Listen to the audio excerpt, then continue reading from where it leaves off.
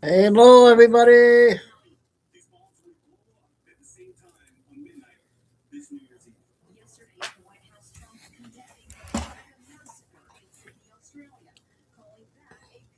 So I guess I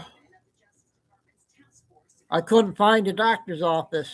I drove an hour and I couldn't find it, so now I gotta find a different doctor.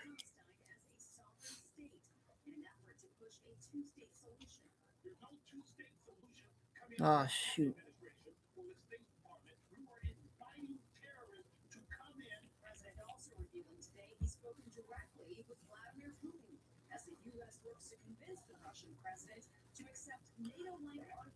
So okay, we just got off the phone with Lucy and Ann. Tim, you gotta get the contact so you can meet Kay on the phone.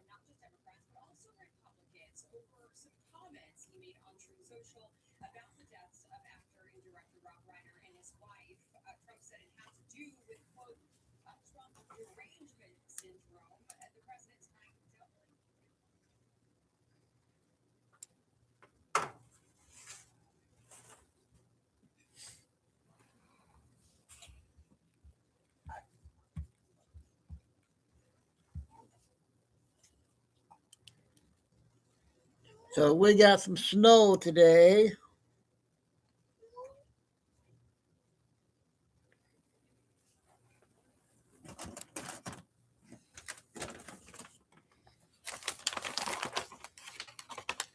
Oh, come on.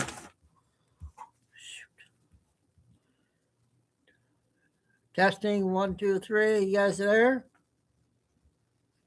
I got.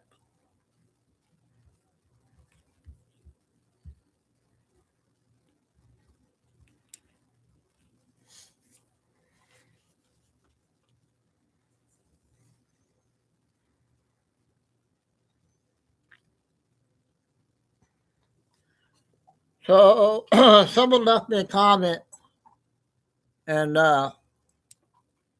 whoever you are, you haven't been listening to me long enough. I've never seen you before, and the reason why I cut the videos is because I'm not sure people want to hear the whole thing. That's why when it's a bad video, I stop it.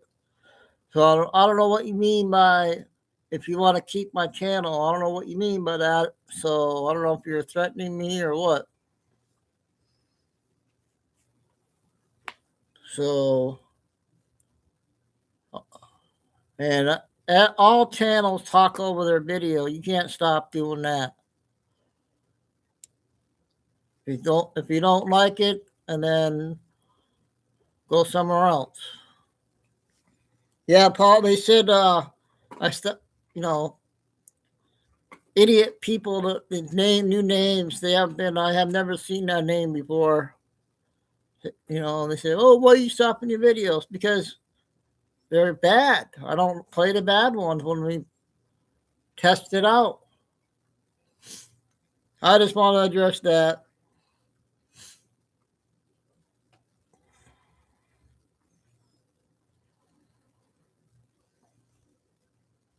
Yeah, Paul. So I couldn't find my doctor, so I have to get a new one.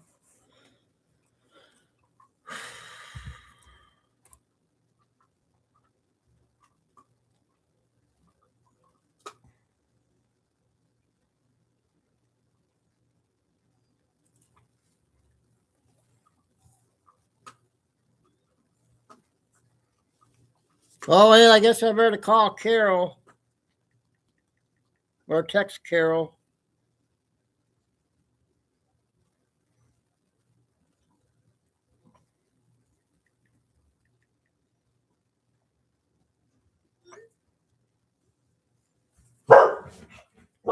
Oh, Chico, you settle down. Yeah, I just want to change doctors and everything. It was time for a new doctor. I don't know if you saw that comment there in the dashboard of the person that left, you know, People have nothing else better to do to harass people. Oh, if you want to keep your channel,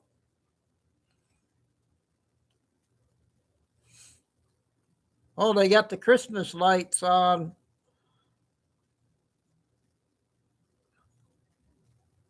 somewhere. Holy Night Christmas tree, St. Peter's Square.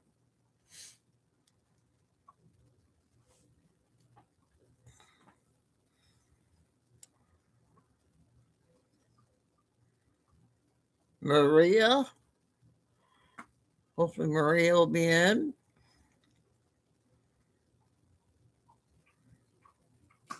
Greg, Dave, and all the lurkers out there. Mike.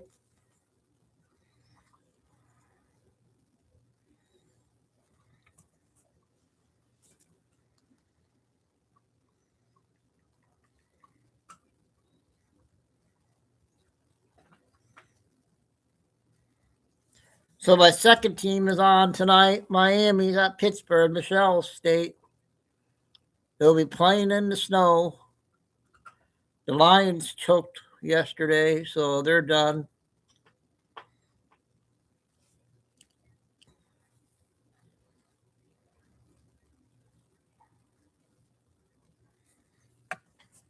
And on the monetized stuff, Paul, I guess it takes time to them to look through everything. So I don't know when I'll be able to get it all set. So it might be a whole month yet.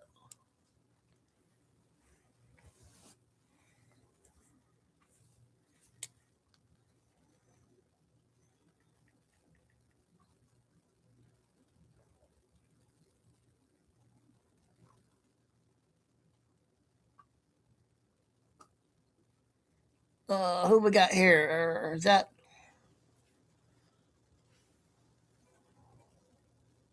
Hippie Jay? Welcome. Is this your first time in chat?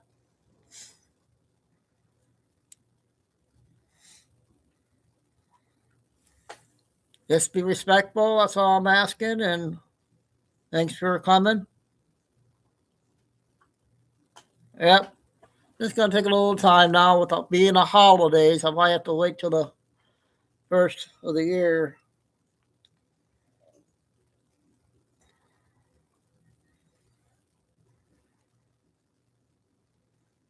Carrie's not in here.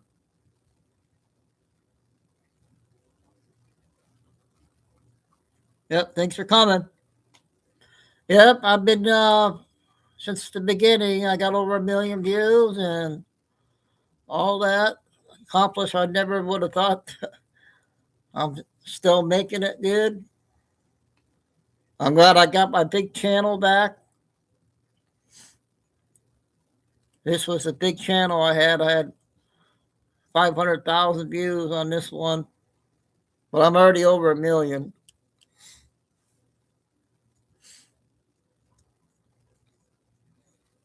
What state are you from, hippie?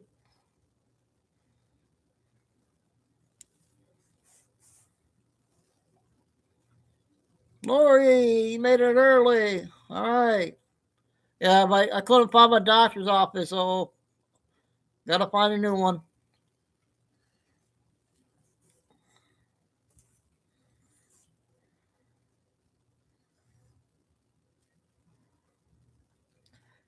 So yeah, so I'll be up late watching the game. Oh, Southern Ohio. Oh, 225, huh?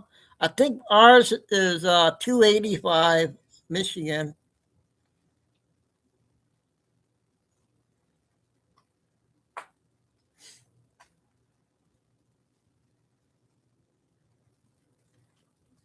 So we're going to do the short videos first for about a half hour, and then we'll do Billy Bean. Billy Bean's out.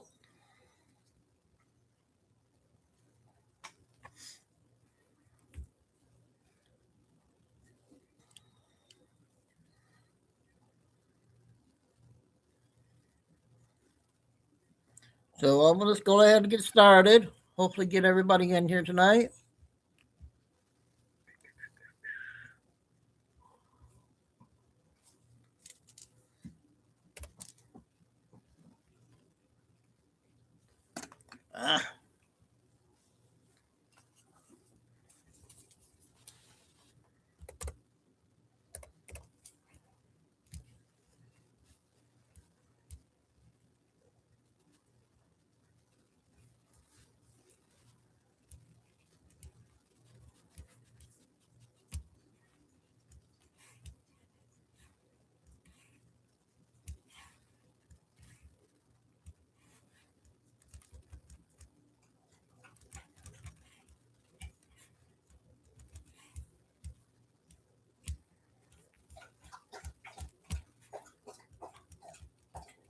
Oh, come on. Chico drinking water.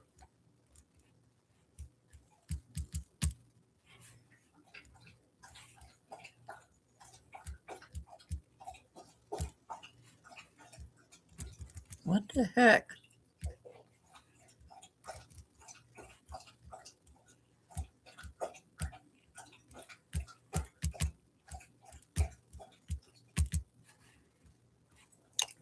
Oh, shoot.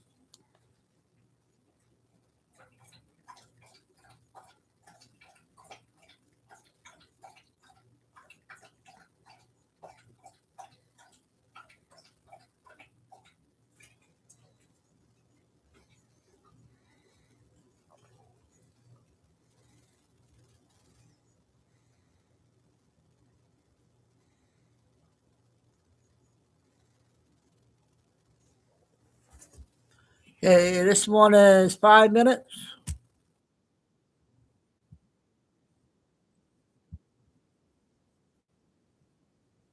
Carroll, 30 years old, Zachary Aaron Page, 32, Dante Gaffield, 24, and Tina Lay, 41, each from the Los Angeles area.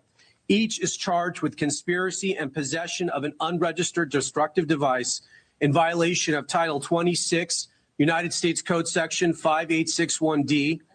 We intend to file additional charges in the coming weeks as we finish reviewing the evidence. The defendants are all radical anti-government members of the Turtle Island Liberation Front, which, according to their own social media, is an anti-capitalist, anti-government movement that calls for their associates to rise up and fight back against capitalism. One of the leaders of the organization, defendant Audrey Carroll, helped organize an even more radical faction of the group called the Order of the Black Lotus. Each of the defendants charged today was also a member of the Order of the Black Lotus. Carroll described this group to her co-conspirators as everything radical. As detailed in the federal complaint, which we will now make public, in November 2025, defendant Carroll created a detailed bombing plot to use explosive devices to attack 5 or more locations across Southern California on this upcoming New Year's Eve. Carroll and her co-defendant, Zachary Page, led the effort to obtain and build the bombs and to recruit others to join in their plot. Carroll's bomb plot was explicit. It included a step-by-step instructions to build IEDs or improvised explosive devices and listed multiple targets across Orange County and Los Angeles. Carroll also made clear her desires. She said, quote, "What we are doing will be considered a terrorist act." Carroll and Page also discussed plans for follow-up attacks after their bombings, which included plans to target ICE agents and vehicles with pipe bombs. Carroll stated that those plans would, quote, "take some of them out and scare the rest." Throughout early December, the co-conspirators discussed their plans during an in-person meeting in Los Angeles and through an encrypted messaging application. As part of the plan, the 4 defendants plan to build test bombs in the Mojave Desert. You're going to hear more details about the bombs they intended to build and how the operation went down in the desert here shortly from the FBI Assistant Director in charge. In preparation for the plan, the co-conspirators purchased multiple pieces of bomb-making materials and discussed their travel plans to the desert. Last Friday, December 12th, the defendants took a significant step to carry out their plans. They traveled to the remote campsite, which you're going to see some video of, in the desert, and they began unloading their bomb-making materials to assemble and test the bombs. They had everything they needed to make an operational bomb at that location, and they were subsequently arrested by the FBI before they could build a functional explosive device. Shortly after the defendants were taken into custody, the FBI executed multiple search warrants, including at the defendants' Southern California residence and other locations throughout the country. I'll highlight some of the items found during those searches over the weekend. For example, in Carroll's residence, law enforcement found multiple posters and materials associated with Turtle Island Liberation Front, including posters stating, quote, "Death to America, long live Turtle Island and Palestine," and quote, "Death to ICE, Turtle Island Liberation Front." In Page's residence, law enforcement found a copy of the detailed bomb attack plan. This case is another reminder about the dangers that radicalized Antifa-like groups pose to public safety and the rule of law. Through the tireless work of our prosecutors in my office and our law enforcement partners, which you will hear from today, we disrupted this terror plot before buildings were demolished or innocent people were killed. But this is not the end of our work. My office is committed to extinguishing the far-left terror threats that we face. Okay, Carol, that was the first one. Billy will be coming up here later. We face 8 minutes. Trafficking people using a humanitarian program as a recruitment tool. At 8 in the morning, Phase 2 began. Code name, Operation Broken Glass. Maximum classification. Direct authorization from the Attorney General and the White House.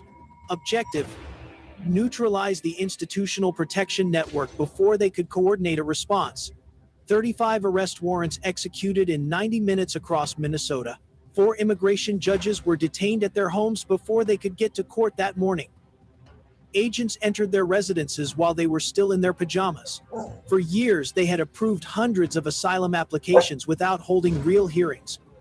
Rubber stamping authorizations in bulk that the congressman's office sent them already prepared. In exchange, they received monthly transfers of between $10,000 and $25,000 to accounts in the United Arab Emirates. 11 Minneapolis cops were arrested during shift change at 3 different precincts, some still in uniform when they were cuffed in front of their own colleagues. They had diverted promising investigations into dead ends for years. They had tipped off targets hours in advance when operations were planned in Cedar Riverside. They had conveniently lost evidence linking the network to specific crimes.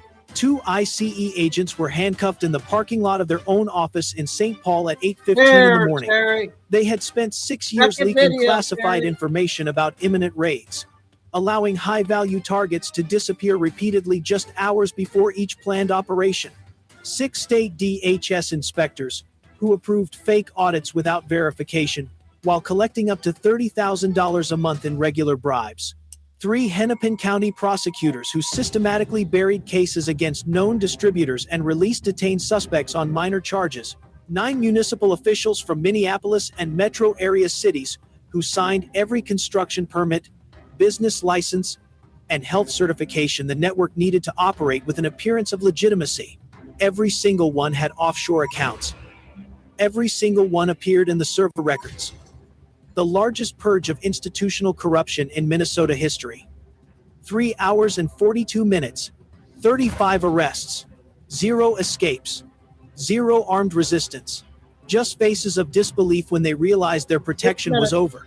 If you believe corruption should be exposed no matter who goes down, hit like and share so this reaches more people.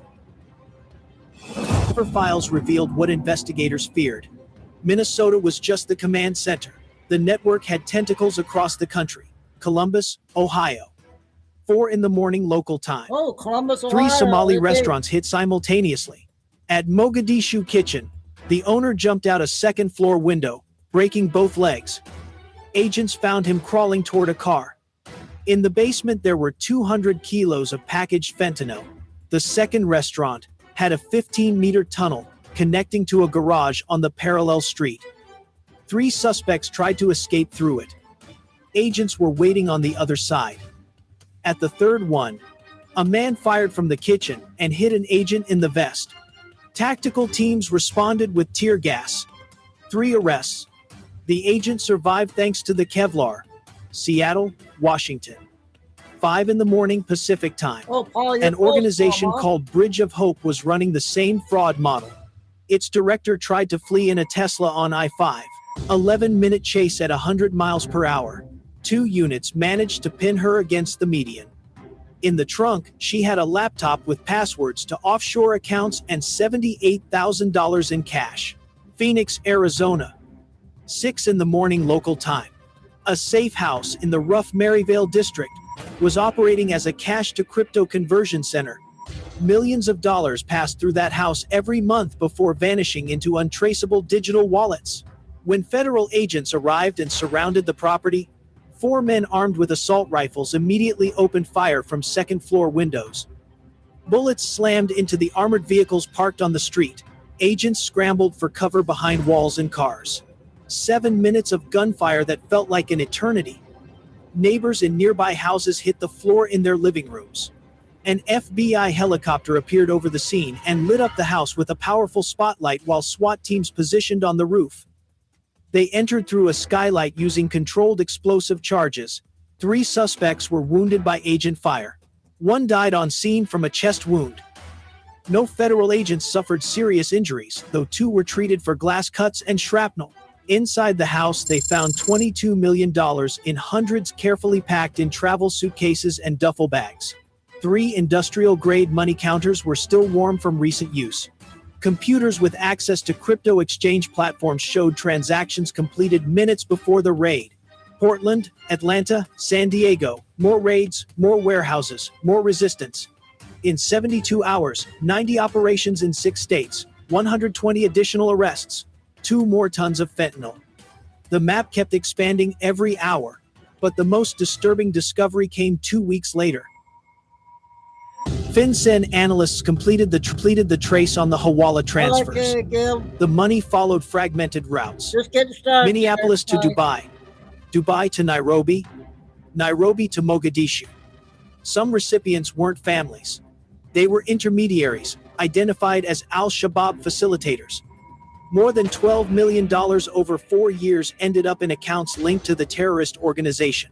The couple wasn't just committing fraud, poisoning communities, and trafficking people. They were potentially financing terrorism with American taxpayer money. Emergency briefings at the White House. The president called the case unprecedented treason and ordered a review of all resettlement programs. In Minneapolis, the Somali community fractured. Thousands defending the congressman. Thousands demanding justice, furious at being used as a shield. Politicians scrubbing photos from their social media. Federal congressmen issuing statements distancing themselves. The governor facing questions about 3 shelved investigations. The network was hit, not destroyed. Feds confirmed that similar structures operate in at least 3 more states using the same model. Humanitarian facade, political legitimacy, purchase protection, silent distribution. This case exposed something no raid can solve. The most dangerous threat no longer arrives with violence and chaos. It arrives with humanitarian awards and inspiring speeches. It hides behind noble causes and faces that inspire trust. It doesn't kick down doors. It walks through them invited. What happened in Minnesota was possible because America assumed legitimacy means safety. That titles guarantee honesty. That reputation offers protection. That assumption is now the country's greatest vulnerability. The question isn't whether more networks like this exist. They do. The question is how long they'll keep operating while everyone looks the other way, convinced that danger always looks dangerous. This time it didn't. It looked like a hero. It looked exactly like what America wanted to believe. And 8 years later, thousands of families are still burying their children. If this changed how you see the institutions America celebrates without question, don't keep it to yourself. Share this video. Comment "Wake Up," subscribe, because what happened in Minnesota wasn't an isolated scandal. It was a warning, and the cost of ignoring it is measured in lives.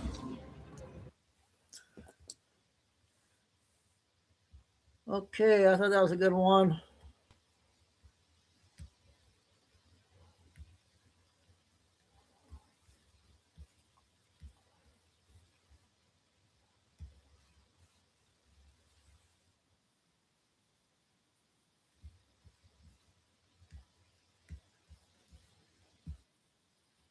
Violence. Wait until you see Arnold Schwarzenegger terminate their narrative over ICE snatching illegal immigrants right off of our streets. But before we get to that, let's talk about what's been going down in Los Angeles, where anti-ICE protesters are learning the true meaning of F around and find out. U.S. Attorney Bill Esseley announces charges against 20 individuals who participated in that chaos that we all saw unfold in the streets of Los Angeles. First up, the man handing out face shields. You know, the gear meant to shield rioters from tear gas, rubber bullets, and pepper spray. You may have seen this video, went viral, and shows people unloading the gear from the back of this black truck like they're prepping for a war. Here's Esseley on that arrest. On Friday, we took custody of Mr. Alejandro Orellana for his role in supporting the violent protests in downtown Los Angeles. On June 9th, he drove his truck downtown with an unidentified woman to hand out large quantities of face shields to individuals who appear to be engaged in violence and vandalism. When the FBI executed a search warrant at his home, they found a powerful wrist rocket-style slingshot and ammunition for the slingshot, including a bag of rocks and containers of metal BBs, a can of spray paint, plastic goggles, and a notebook with the words 1312 Blue Lives Matter 187. 1312 is an abbreviation for all cops are bastards, while 187 is a common slang term for murder. This is the radical mindset taking hold on the far left, the very individuals that Democrats rush to defend while they point their finger at Trump. But thankfully, those days of looking the other way, they're over. This man is now facing charges of conspiracy to commit civil disorder and aiding and abetting that disorder, each carrying up to 5 years behind bars. Now, other rioters were seen throwing bricks and debris off overpasses. They were targeting California Highway Patrol vehicles. And yes, they even lit those patrol cars on fire. On Friday, federal agents in the CHP arrested Mr. Adam Charles Palermo for his role in the attack on our CHP officers. Palermo was caught on video participating in the attack. His social media account contained a collage of photographs and videos depicting a man holding flying debris, a CHP patrol car on fire, and various other damage to CHP patrol cars. In the caption, he wrote, "All of the protests I've been involved in, which is well over 100 now, I'm most proud of what I did today." Meet Mr. Palermo, charged with attempted arson of a vehicle used in interstate commerce. Now, he's looking at a minimum of 5 years and up to 20. One thing's for sure, he's probably not going to be attending any protests anytime soon. And just when you think things couldn't get any worse, another man was arrested for spitting. Okay, part two I got.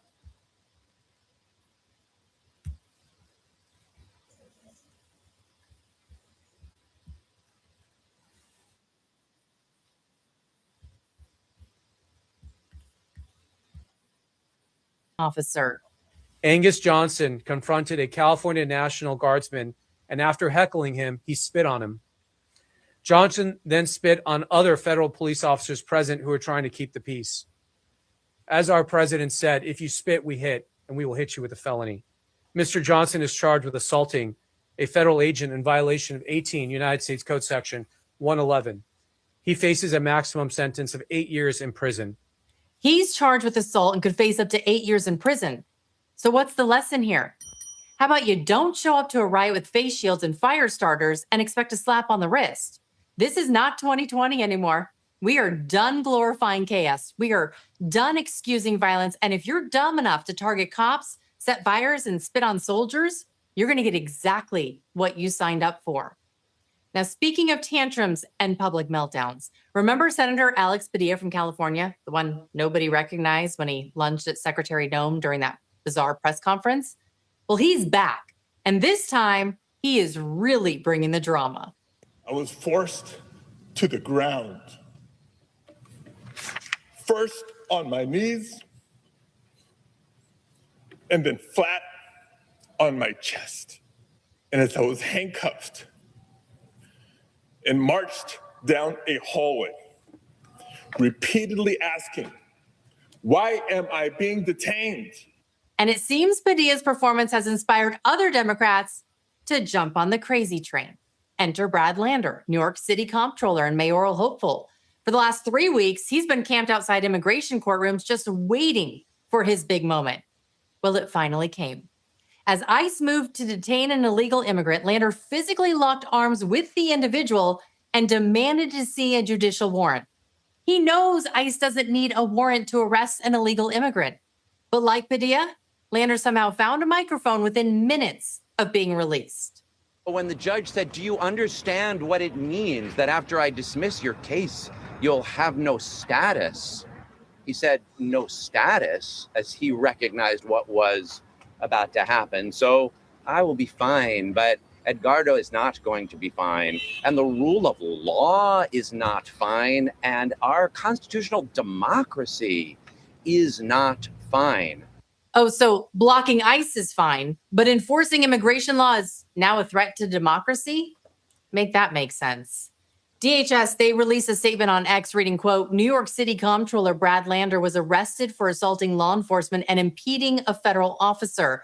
Our heroic ICE law enforcement officers face a 413% increase in assaults against them.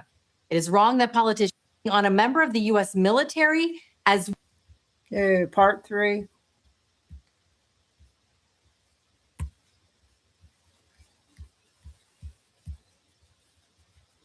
Uh-oh, what happened? Oh.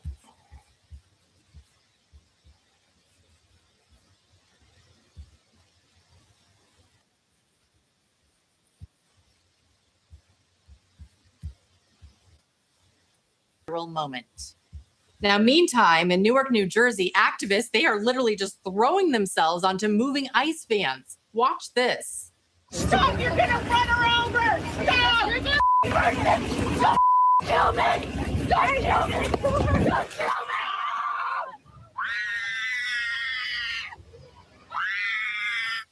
If that wasn't absurd enough, let's pivot to The View. I know it's usually a no-go for some of you, but this time, trust me, it is worth watching. Joy Behar, she tried to rope Arnold Schwarzenegger into their favorite narrative that Trump is an authoritarian and ICE is out of control. But Arnold, he wasn't having it. He hit them with something they weren't ready for: common sense. If you are an immigrant, you're an immigrant in this country. Yeah. Did you have a visceral reaction to what they're doing, what ICE is doing, when you see the videos of it? Well, I tell you, you said that the immigrant, I'm so proud and happy that I was impressed by the American people like that. You got to do things legal, and those people that are doing illegal things in America and that are foreigners, they are not smart. Because when you come to America, you're a guest, and you have to behave like a guest. Like when I go to someone's house and I'm a guest, then I will do everything I can, keep things clean, and to make my bed and to do everything that is the right thing to do, rather than committing a crime or being abusive or something like that. Arnold answered not with emotional outrage, but with gratitude for the American people and the opportunities that he's received as an immigrant. Rather than vilify law enforcement or romanticize illegal immigration, he made a clear distinction. Being a legal immigrant comes with responsibilities. When you become an immigrant, to think about, okay, I go to America because I want to use America for the great opportunities that America has in education, in jobs, creating a family, all of those kind of things. Then you have to think about, okay, if I get all of those things from America, then I have to give something back. You have a responsibility as an immigrant to give back to America and to pay back to America. Arnold did not deliver the soundbite I think The View was hoping for. I mean, he calmly dismantled their narrative with real-world logic, proving that defending borders, it's not racist. It's common sense. Now let's take a look at the latest numbers put out by Border Patrol, where they state 0, I repeat, 0 illegal aliens were released into our country for the month of May. That is down from more than 62,000 in May of last year. CBP goes on to write that this administration has seen the fastest improvement in American border security of all time. Your office undermines. Okay, I got 3 of those in so far. Next 2 are Q.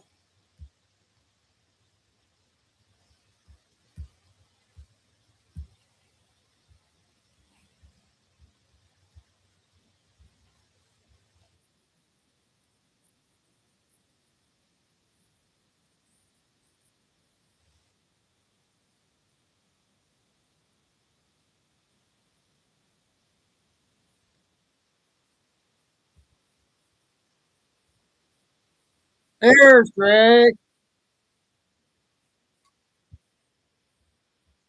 So I'm not going to say, but I had thousands of people that left this channel because they were frustrated about the things that I had to say about Pam Bondi and how much I disagreed with the way that she was doing her business.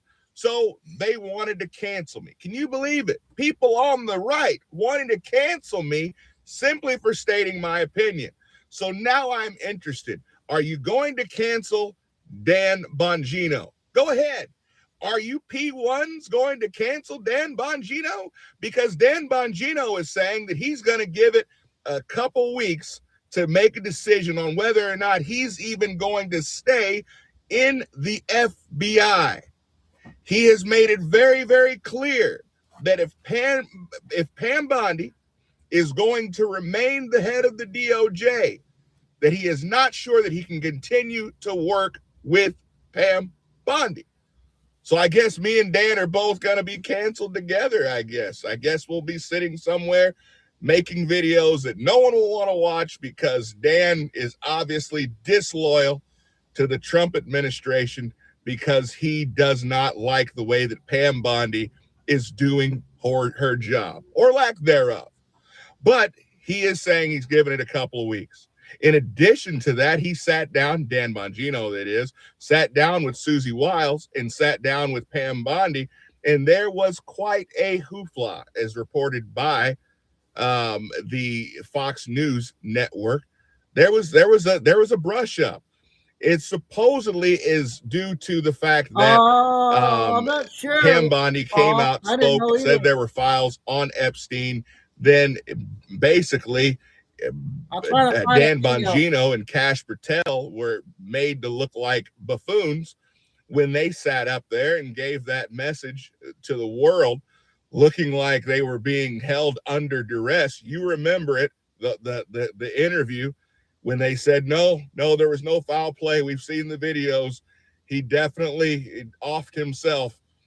There was no foul play. You guys remember that, and we all thought it rather odd. And so Dan Bongino hasn't forgotten about it, apparently. Apparently, Dan Bongino is still wondering what's going on, and he's still not getting the type of transparency that he expected to get. Supposedly, this is all going around the Epstein files and then being told that there was going to be more Epstein files released and not releasing those Epstein files. So I guess we're going to put Dan Bongino in the same category as we put Marjorie Taylor Greene, as we put Thomas Massey, as we put Rand Paul, and I guess the same box that I got put in. What do you guys think about this? Now that Dan Bongino is saying that he's possibly or probably out, because I don't think that they're getting rid of Pam Bondi. I don't believe that Trump is going to let Bondi go. And so if Dan Bongino has said that that is his prerequisite in staying, then it sounds to me like Dan Bongino is out. I don't know what to make of this. You guys let me know. Comment below. Okay, I got a short clip, and then we'll go find a video with Biddy.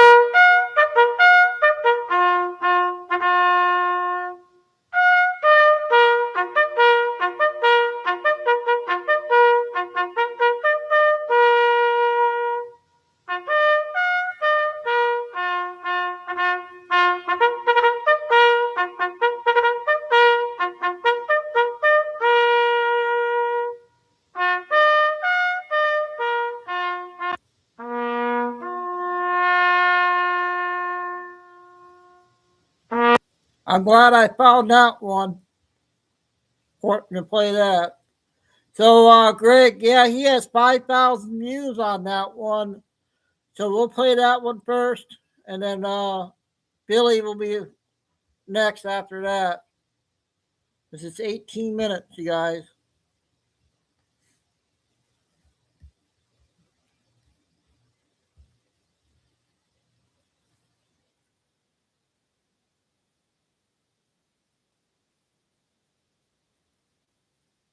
Dan Bongino, allegedly planning on leaving the FBI within weeks, potentially, according to sources. Dan Bongino is the deputy director of the FBI. That makes him one of the key leaders in the organization. Many people who've worked for the FBI have told us that the deputy director position is the most powerful position at the FBI. It's the one that actually gets things done. Now, whatever you think of Dan Bongino, his visibility on major issues at the FBI, everything from the pipe bomber to Charlie Kirk's assassination, has been a force during press conferences, on television. Dan Bongino obviously had one of the most successful podcasts in the world, The Dan Bongino Show, and was doing record numbers of live stream concurrent viewers on Rumble right before he decided to join the administration at President Trump's urging. The most recent commentary that Bongino had on social media was about the crime statistics. We'll get into all of that here. Let's read the article. Dan Bongino out at the FBI.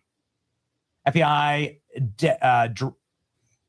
FBI Director Dan Bongino will make a decision about his future with the Bureau within the next few weeks. Sources familiar with his considerations tell Fox News. The sources deny recent reports that Bongino's office at the FBI is empty, but they say his departure is a possibility in the near future.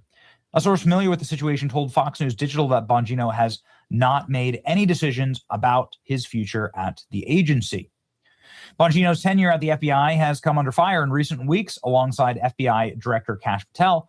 Earlier in the month, a report from an alliance of active duty and retired FBI personnel portrayed the Bureau as directionless and rudderless under its new leadership. Bongino and Patel pushed back on the report, however, defending sweeping reforms as they have delivered major gains and accountability in public safety. When the director and I moved forward with these reforms, we expected some noise from a small circle of disgruntled former agents still loyal to the old Comey Ray model, Bongino told Fox News at the time. It was never our audience, our responsibility as the American people, and under new leadership team, the Bureau is delivering results the country hasn't seen in decades. Tighter accountability, tougher performance standards, billions saved, and mission-first culture. That's how you restore trust. New York Post columnist and Fox News contributor Miranda Devine said last week in an internal 115-page memo that FBI active duty and retired agents and analysts heavily criticized Patel and Bongino since they took their respective jobs. I didn't give any real credence to this report. Of course, the deep state is going to deep state. Of course, they're going to criticize these guys. As you well know, Kash Patel has been on this program before, so has Dan Bongino. I've been on Dan Bongino's show. I consider Dan Bongino a friend. And this is going to be totally up to him. I haven't reached out to him about this because this is breaking news as of this hour. Bongino hit back at the report, saying that Devine loves attacking our reform agenda with gossipy anecdotes from disgruntled former employees. In this, I read through the FBI report that Miranda Devine cites here. A damning report labels FBI rudderless ship under Kash Patel. Dan Bongino more concerned with building personal resumes. I read through it. You can see it. It's listed right here. None of this can be referenced directly to agents that are currently at the FBI. This is something that was a real problem for me. So all of this is just completely anonymous. So we're just going to believe like garbage that was written by just anyone. Who knows who wrote it? Nobody knows. It is totally gossipy. It is very like bitchy and anecdotal. And I don't see like a huge problem with this report. I don't see this as damning or career ending because it is just a bunch of former agents, presumably James Comey's best friends, that are all sitting there in early retirement, most likely been fired by Bongino and Patel, and they got sour grapes. This is exactly, I mean, that's the way that I take this. So I really, really hope that this is not Dan Bongino's undoing at the FBI. Dan Bongino has done, I think, quite well, protected the homeland and crushed violent crime. This is Dan Bongino's last tweet. These words are not slogans. They are investigative pillars of the FBI. As stated Director Patel, over the weekend, the FBI disrupted a credible imminent terrorist threat and arrested 4 individuals in connection with the Los Angeles area. If you read the reports on this, this is legit big-time arrests. There was a left-wing terrorist group that was building pipe bombs and were detonating them out in the desert. They were going to plan on blowing up a bunch of businesses and presumably harming a bunch of people in the Southern California area. And the FBI foiled that plot. This happened from today. That's just good work. This is one that I thought, though, when I read this tweet, I thought maybe Bongino is actually moving out. When I read this post, I thought, this seems introspective for Bongino. Seems like something that like Bongino is, giving sort of careful consideration and looking back on his time at the FBI. This is from his personal account that has 7 million followers. And he posted this just a week ago. Watching the endless series of media fairy tales about the administration's public safety and national security successes from the inside has been a revelatory experience. Despite historically strong border, drug runners in a state of red line panic, a historic low murder rate, record-breaking arrests and seizures statistics, our military being rebuilt, fortified, peace deals being signed all over the world, the lemmings in the media continue to repeat their same mantras, insisting that we should believe 3 + 3 = 9. It's really illuminating to watch from this position. If any other president, more ideologically aligned with the sheep in the middle, did what President Trump has done, our public safety and national security, there would be nonstop celebration, nightly news stories, documentaries. They'd be prepping a rock on Mount Rushmore. Fact.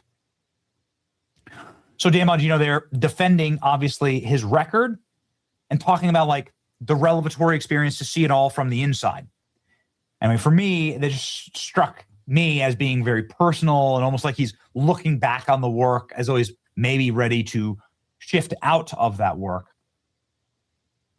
Andrew Bailey, friend of the show, would most likely take his position were Dan Bongino to shift out of the deputy director role. This is now breaking across my timeline. No official announcement yet, but half a dozen sources at the FBI and DOJ indicated that Bongino's Washington, D.C. office is empty. His chief of staff has taken a new leadership role in Baltimore. FBI insiders expect his departure in January 2026, potentially with co-deputy director Andrew Bailey assuming full duties. There we go. According to Fox News, Bongino is going to decide his future. Should he stay or go? One of the other people who were attacking Bongino, or at the very least the leadership of the FBI, was Tucker Carlson as of late. Here's Tucker Carlson from Theo Vaughn's podcast last week. And it also proclaimed that, there were kind of a disproportionately large number of foreign registered cell phones at the event. FBI or the men who run it. And I'm not saying that. I'm not leaving. You like this. All right.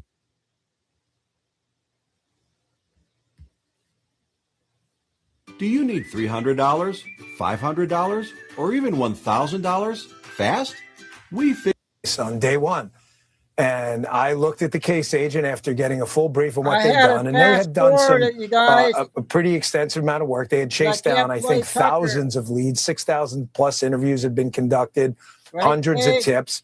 And it still was relatively stale, the case. And I grabbed the case agent on the way out. And I said, you're going to get me this guy.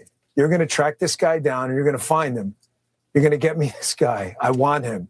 And that started what's been almost a 9-month operation right now to make sure that we could get full accountability and transparency to the American public and find this guy. And today we did. So Dan Bongino, they're saying obviously that the Joe Biden FBI didn't want to find the pipe bomber. I think there's a lot of theories about why that is. Pretty self-evident that all of it is a hoax. What I'm missing there is some type of explanation as to why Brian Cole Jr. was someone who went and did this. It's like a loner autist who wasn't particularly political, going and planting these pipe bombs, or not. It still doesn't seem like he's the guy that actually planted the bombs. He might have been the dude in the backpack. I mean, I guess that does make a lot of sense. There's a lot of evidence, and he did admit to it, so there's that. But did he actually plant the bombs? I don't know. I want that explanation. Is why people still remain frustrated and probably will forever be frustrated with the FBI. And what kind of Dan Bongino do you want? I gotta tell you, I mean, this is something that was, really great to do with Dan at the RNC convention. Is he's just such a talented broadcaster. And whenever he decides to step back into the arena, we'll be happy to have Dan back. His voice, I think, is sorely missed right now. And he's just one of those guys that I've always really, really respected.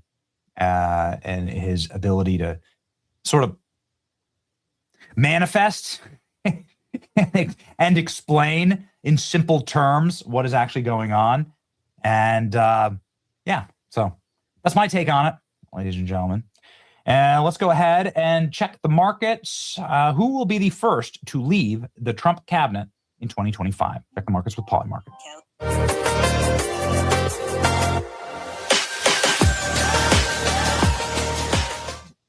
Well, this is probably going to change based on today's news. But you can see here that Dan Bongino isn't even on there. Yeah, I'm live on my Right? Okay. So, the Trump cabinet. Okay. Well, maybe ALX, see if there's a Dan Bongino market on here. I'm sure there is. So cabinet secretaries, got it. So none is the winning, like at 95, 96% says none. Nobody is going to do it. Christy Nome and Pete Hegseth pulling in just a couple pennies here and there. Stephen Moran, Christy Nome, Pete Hegseth. But pretty much everybody is below 1%. So the betting markets, the prediction markets are saying no one's going to leave the cabinet. Everyone's going to be sound and set, which is what I'd like, honestly. Okay. So on or before 2027.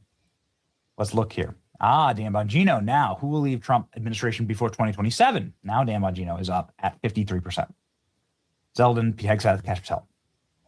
What do you think about how these guys are doing at the FBI? Let me know in the comments. Obviously, we know that there is a considerable amount of criticism. But you know what? That's just what happens when you're in the arena. What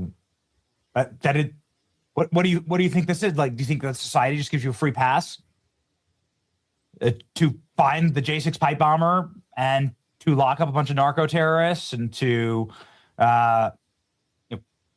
fire all of the kneelers, the FBI kneelers?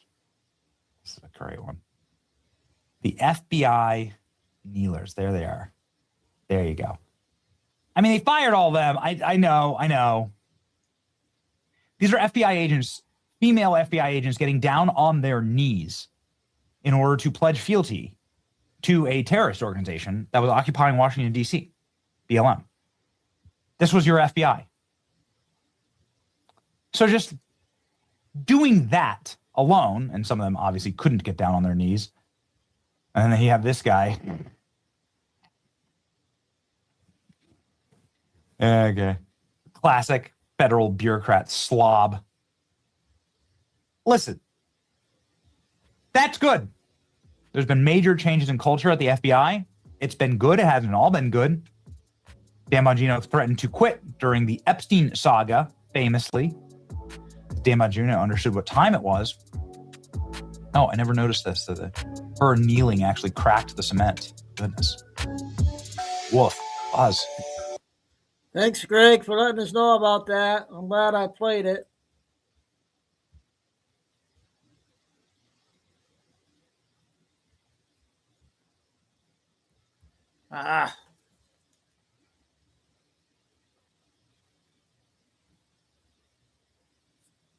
I'm going to play Doug before Billy. I'm going to play one of his videos before we play Billy, you guys. God dang it.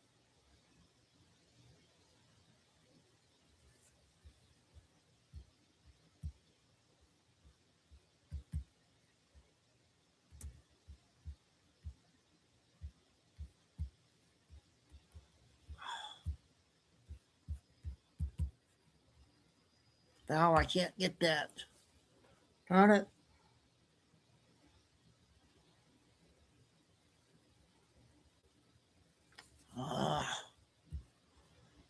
See if I can get it here.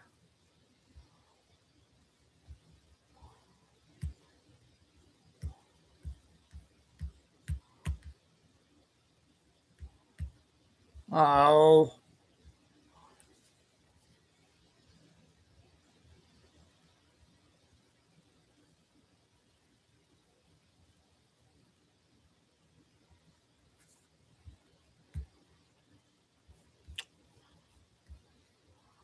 Darn it. I can't get to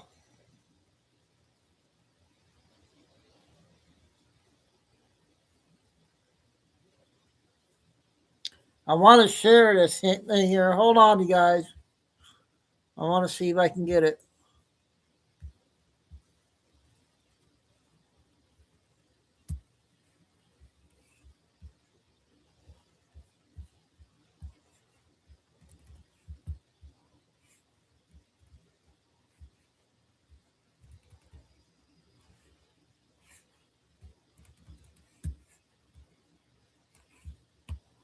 Okay, I got it.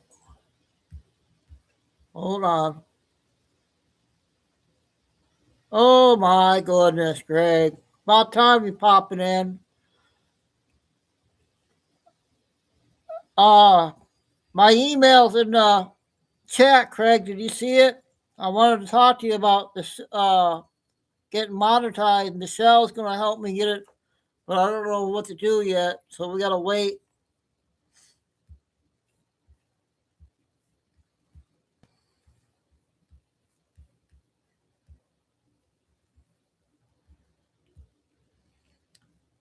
Here's the list, you guys. You see who they got circled there?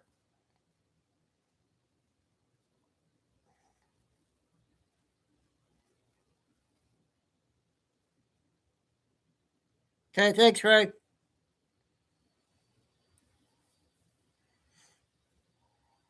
So what do you guys think of the list there? Bill Clinton's on there, Joe Biden, Kimmel, Bill Clinton.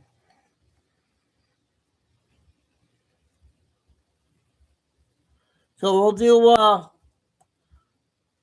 one Doug video, then we'll get back to Billy here.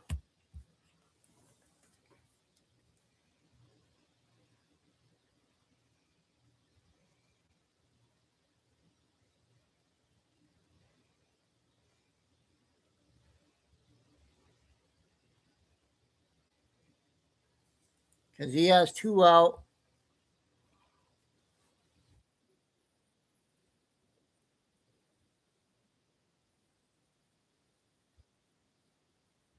And then we'll get Billy next.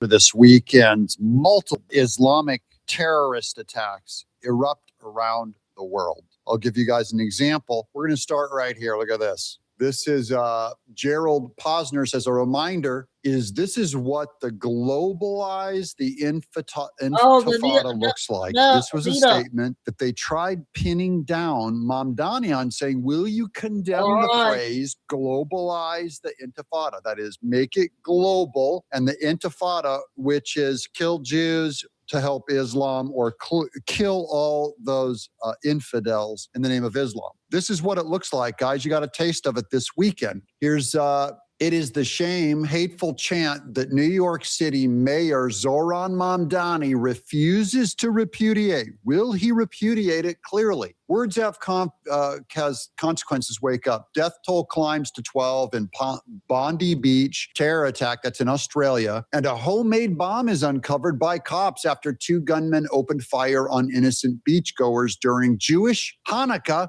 festival. The news won't tell you it's a Jewish Hanukkah festival. Why? And by the way, all the anti-Semites, the anti-Israel, the people that are all, spooky Israel, they're all out of my audience. So I can say this stuff freely now without fear of, no one's going to do anything. Here's the video. This is the radical Zoran Mamdani back when he was running for office. This is actually this is October 20th, 2023, just a week after the original October 7th massacre in Israel. Here's Mamdani on the street. We have teenagers who are sitting with us ready for their first civil disobedience, and we have uncles.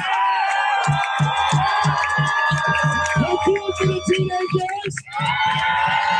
Remember, they always couch it in the language of civil disobedience. The only way we can honor the lives of those who have been taken from us is to resolve the context within which they all live. And that means enemy occupation. Enemy occupation.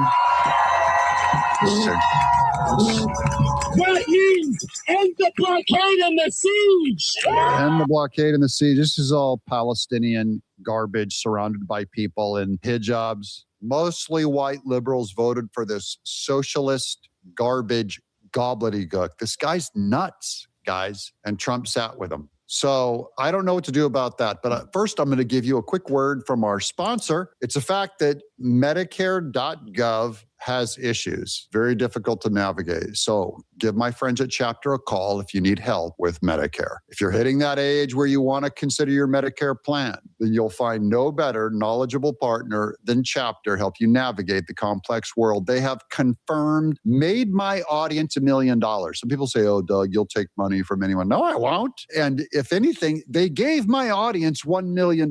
I like those guys very much. Okay. Here's the comment from one of you. David said, I called Chapter and I'm glad I did. They really are there to help. It's about time an organization formed to help us because we're tired to do it ourselves and we were ripped off. Don't do it by yourself, guys. Get Chapter's help when you sign up for Medicare.gov. Give them a call. It helps this show out if you use this phone number, 631-961-8696. That's call 631-961-8696 and tell them Doug in Exile sent you. Okay, and now back to our show. Here's Zoran Mamdani's response to the even that he feels responsible to respond to what happened in Australia. He's giving a defense to his Islamic roots. Oh, the attack at a Hanukkah celebration in Sydney today was a vile act of anti-Semitic terror. Thank you. I mourn those who were murdered and will be keeping their families, the Jewish community, and the Shabbat movement in my prayers. May the memories of all those killed be a blessing. True. While we're still waiting for all the facts to emerge, oh, son, we have enough facts. What we already know is devastating. At least 11 dead, including Rabbi L. Schlanger, who held deep ties to Crown Heights, at least 29 injured. That's key, guys, because that is the global intifada. Here's Andy. No. Why no mention of Islamic terror? Why didn't Mamdani say we condemn this Islamic fundamentalist terror? Oh, we pretending you don't cheer for it now? You should be deported. This isn't what it means to globalize intifada, a phrase you were unwilling to condemn, they ask. You have grand political ambitions, and to climb higher, you need to change your tune, but we see right through you. Zoran Mamdani declines to condemn, globalize the Intifada statement. This is what we mean. Here's another one. Mamdani, it's my understanding that globalize the Intifada has various meanings. That's one of his defenses. Oh, it has a lot of different meanings. Here's the various meanings from Free Palestine TV. They're championing this. P.S. The head of Shabbat, the ultra-fanatic Jewish supremacist movement, that's not true. It's merely Jewish. That's what they call it. Ultra-fanatic supremacist movement. In quotes, Australia, because they don't even believe Australia exists, it's theirs, was liquidated in the shooting. And the head of the Zionist lobby group is injured. He's Free Palestine TV loves this, guys. So do some of the anti-Semites out there. That's why we're for Israel. Here's Batya Unger-Sargon on clarifying what this means and why it's very bad the way Mamdani responded. This is exactly what we've been talking about. He had 3 times to just say, I don't like it. I don't mess around with this type of language, but he just wouldn't. This is back on Mamdani will not condemn, globalize the Intifada. He must believe it. It's a great question. As somebody who was in Israel both during the first Intifada and during the second Intifada, it's important that your viewers understand what an Intifada is. It means you put your child on a bus to go to school and you don't know if they're going to come home alive or if they're going to be blown to pieces.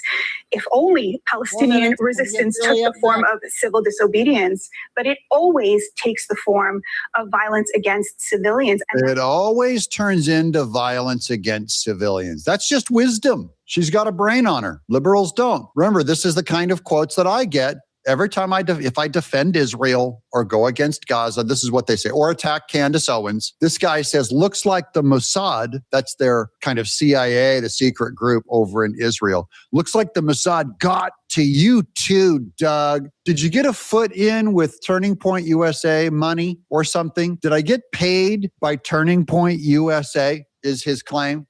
This is conspiracy thinking, guys. Free your mind from it. Speaking of freeing your mind, I wish Ilhan Omar would free her head from this giant orange mollusk that is swallowing her head. A lot of conservatives in particular would say that the rise in Islamophobia is a result not of hate, but of fear, a legitimate fear, they say, of quote-unquote jihadist terrorism, whether it's Fort Hood or San Bernardino or the recent truck attack in New York. Or Australia or Brown University, or today the 5 bombers that were planning to blow up 5 locations in Los Angeles on New Year's Eve just got stopped by Kash Patel's FBI. York, what do you say to them? Good. Good for us. Rated PG. Whether you're a professional technician or simply take pride in maintaining. I would say our country should be more fearful of white men across our country. Okay, white men. I'm white. Are you afraid enough of me? They should be more afraid of people like me. Guys, I've been calling this stuff out forever. By the way, this is also why I make fun of the environmentalist movement. It has nothing to do with the environment. It has to do with spreading socialism, Marxism, anti-Semitism, the global intifada. And here's my proof. Right after that attack in Australia, here's Greta Thunberg. Remember how she was all global warming is going to kill us all. And now she's just obsessed with the Palestinian movement and being against Israel. And she says to escalate here, this is right after the Bondi Beach massacre where they killed the head of the Shabbat. It is up to the state to intervene and put an end to this by meeting these reasonable demands that pave the way for freedom of all those who choose to use their rights, trying to stop a genocide, something the British state has failed to do themselves. Mobilize and escalate to ensure the government cannot ignore their demands. Mobilize and escalate. And most importantly, continue to answer their calls to shut Elbit systems down. Free Palestine. Free Palestine. Look at, they're so innocent. They're so kind and young. Why do they jump straight from environmentalism to attack Israel and free Palestinians after their murderous, this is right after a murderous gunning in Australia. Guys, New York, regrets voting for Mamdani, they will continue to regret voting for Mamdani. He will not call out Islamist terror. He will cover it up. He'll apologize. He's a nice face. And it's time for the adults in the room to start calling this stuff. And that's what we're doing exactly. Give my friends at Chapter a call with that number first pinned in the description and first pinned comment. But subscribe right here if you want to hear more news about all of this Okay, I got one in there, Kim. Hopefully I can get the second. See what happens here.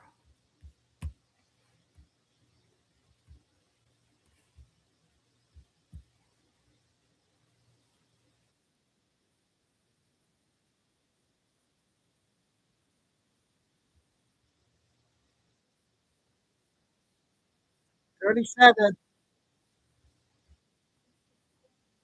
25.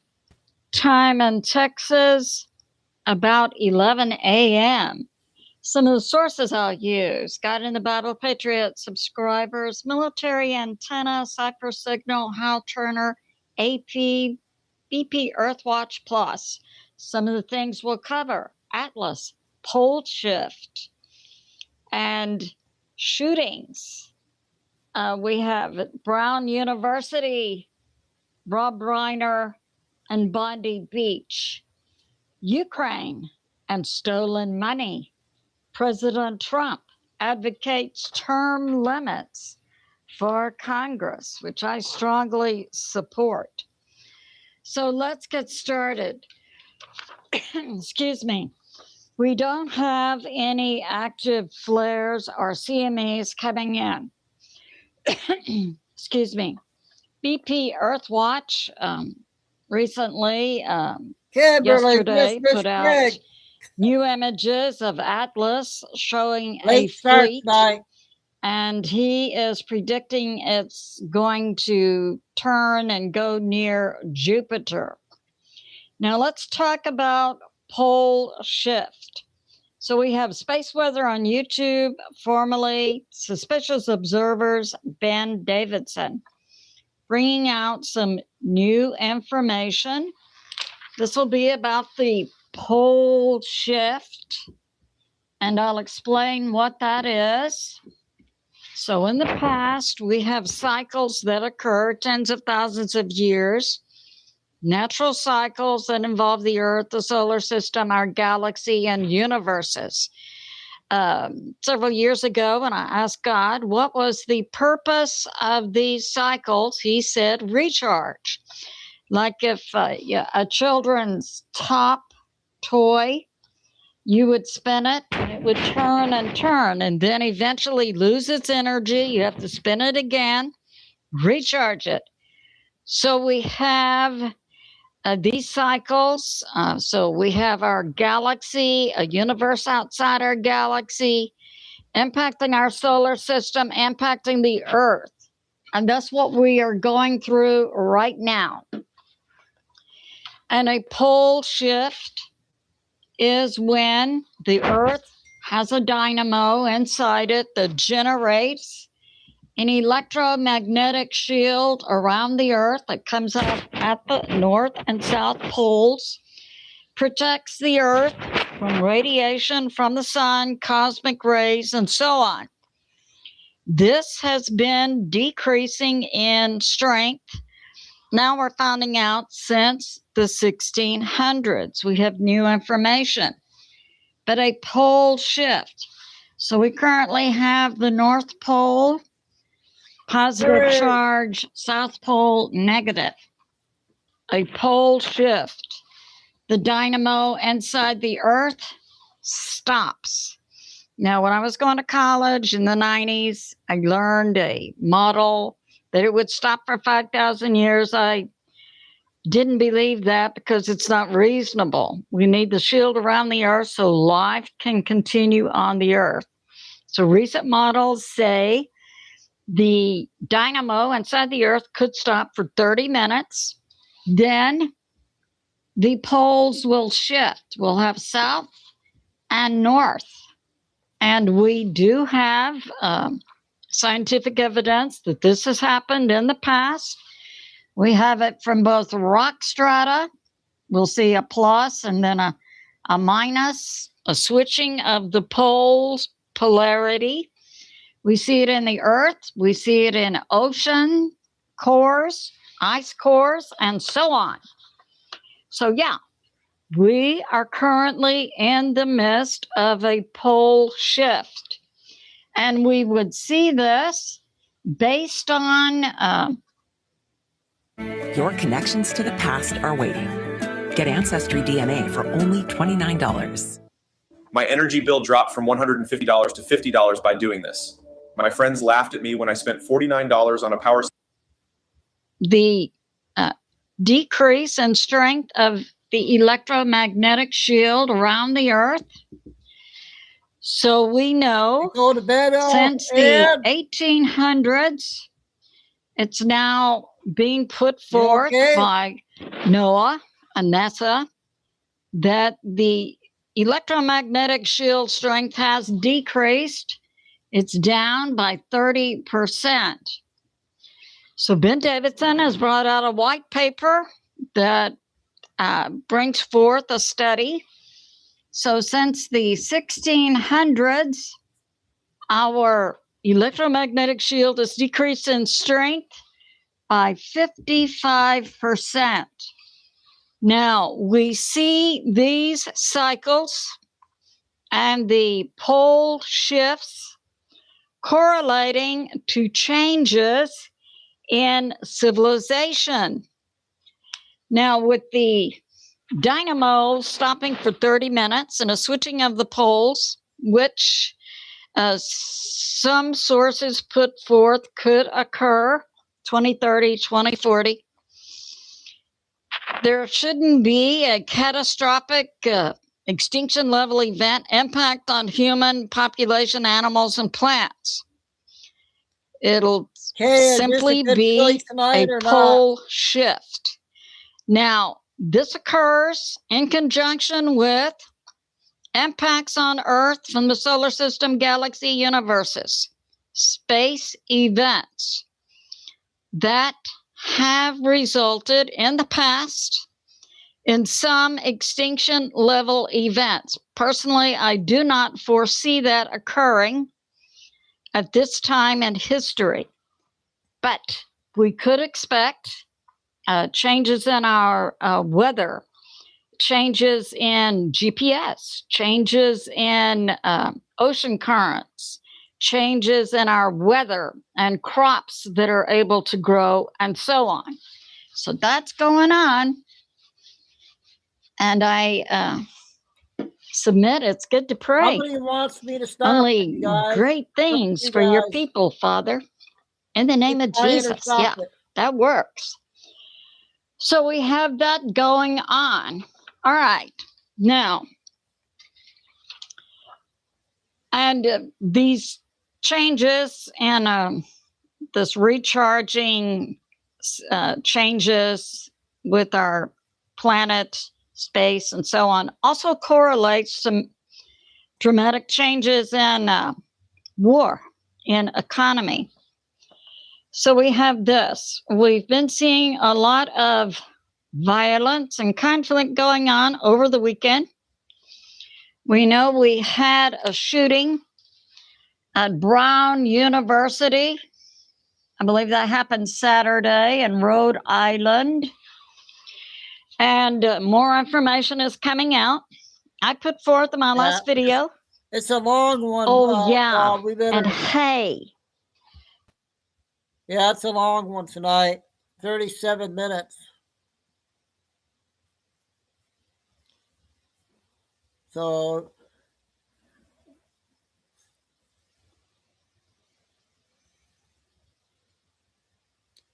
I'm going to go back and do short clips again. I got that Minnesota lady.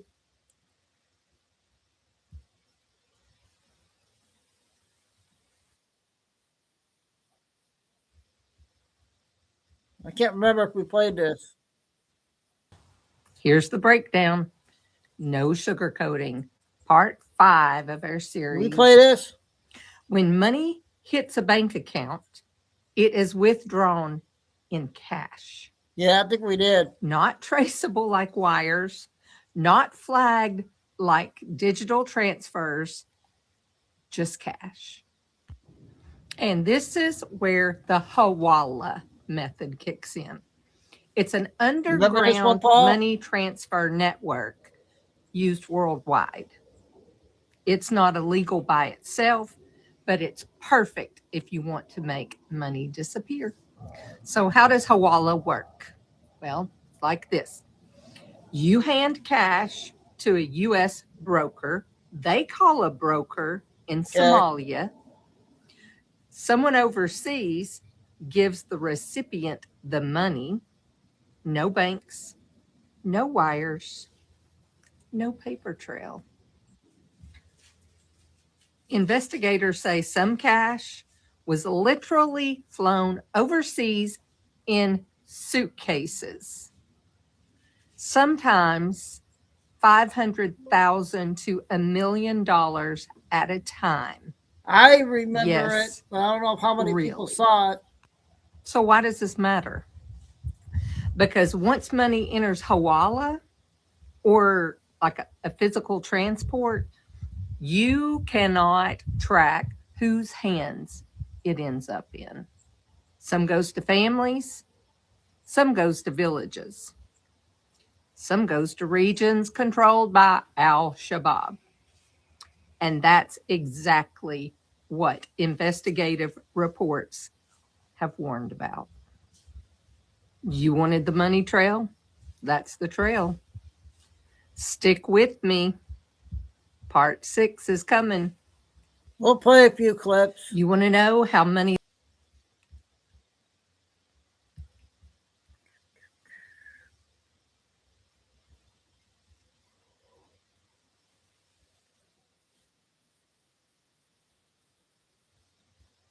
She's good. For you. Okay, so back in the early 90s, George H.W. Bush decided to start settling some of the Somalians into Minnesota, of all places. Had something to do with agriculture. Just for people that might have missed it, Since guys. then, their population has increased to like 100,000 people. All in the same state, in the same city. Oh, let's not forget, they get first dibs on Section 8 housing. They also get government assistance. They also have these huge speakers that blare out across the city. What is it, 3 to 5 times a day? I can't remember how many times, for calls to prayer because they're all Muslim. That right there is interesting in itself, but it gets crazy. So they decided to do this big DEI hire in Minneapolis, St. Paul, and they hired a Somalian to be a police officer. So he's working, and there's a girl. She was an Australian American who saw somebody getting assaulted in the alley behind her house. And her name was Justine Damon. So she calls the police for help. Well, when the police car pulls in, she's in her pajamas. She goes out to the police car. Y'all, this is where it got crazy. She got to the car. Mohammed Noor was in the passenger seat of the patrol car.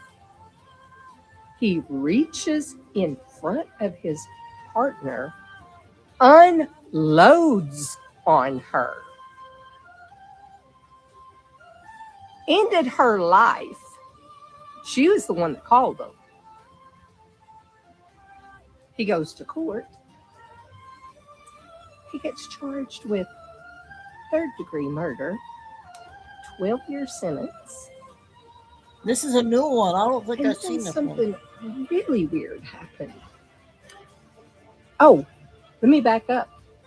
He refused to speak to anybody about it at all. He pled the Fifth Amendment, wouldn't talk to him. So he was sent away to jail for 12 years. He's in jail, and they decide to let him out in 5 years. Oh, he's my a free man now. 5 days? And there is no real reason why he unloaded on her.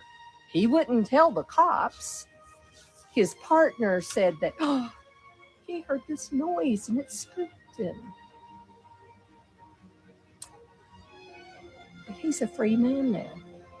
Walking the streets of Minnesota with not a care in the world. He got away with murder, guys. Wonder why? Is it because he was Somalian? Blue And state. there's a Blue reason state. they want to have a high population of Somalians in Minnesota? Would Omar have been reelected had there not been? Is there any way to get her out of office with this huge voting bloc she has? I don't know. This is just one of the other stories I have. If you want to hear more about Minnesota corruption, follow me because I got 2 more I'm gonna play. Did you guys know that Mike Lindell is running for Senate? Remember how he said he wasn't going to do that? Now he is.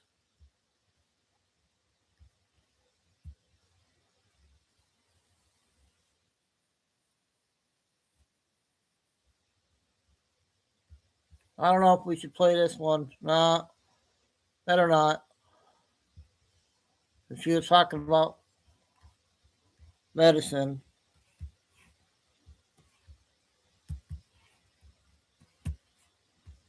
Okay, we'll get Nick coming up next and 2 more Q videos.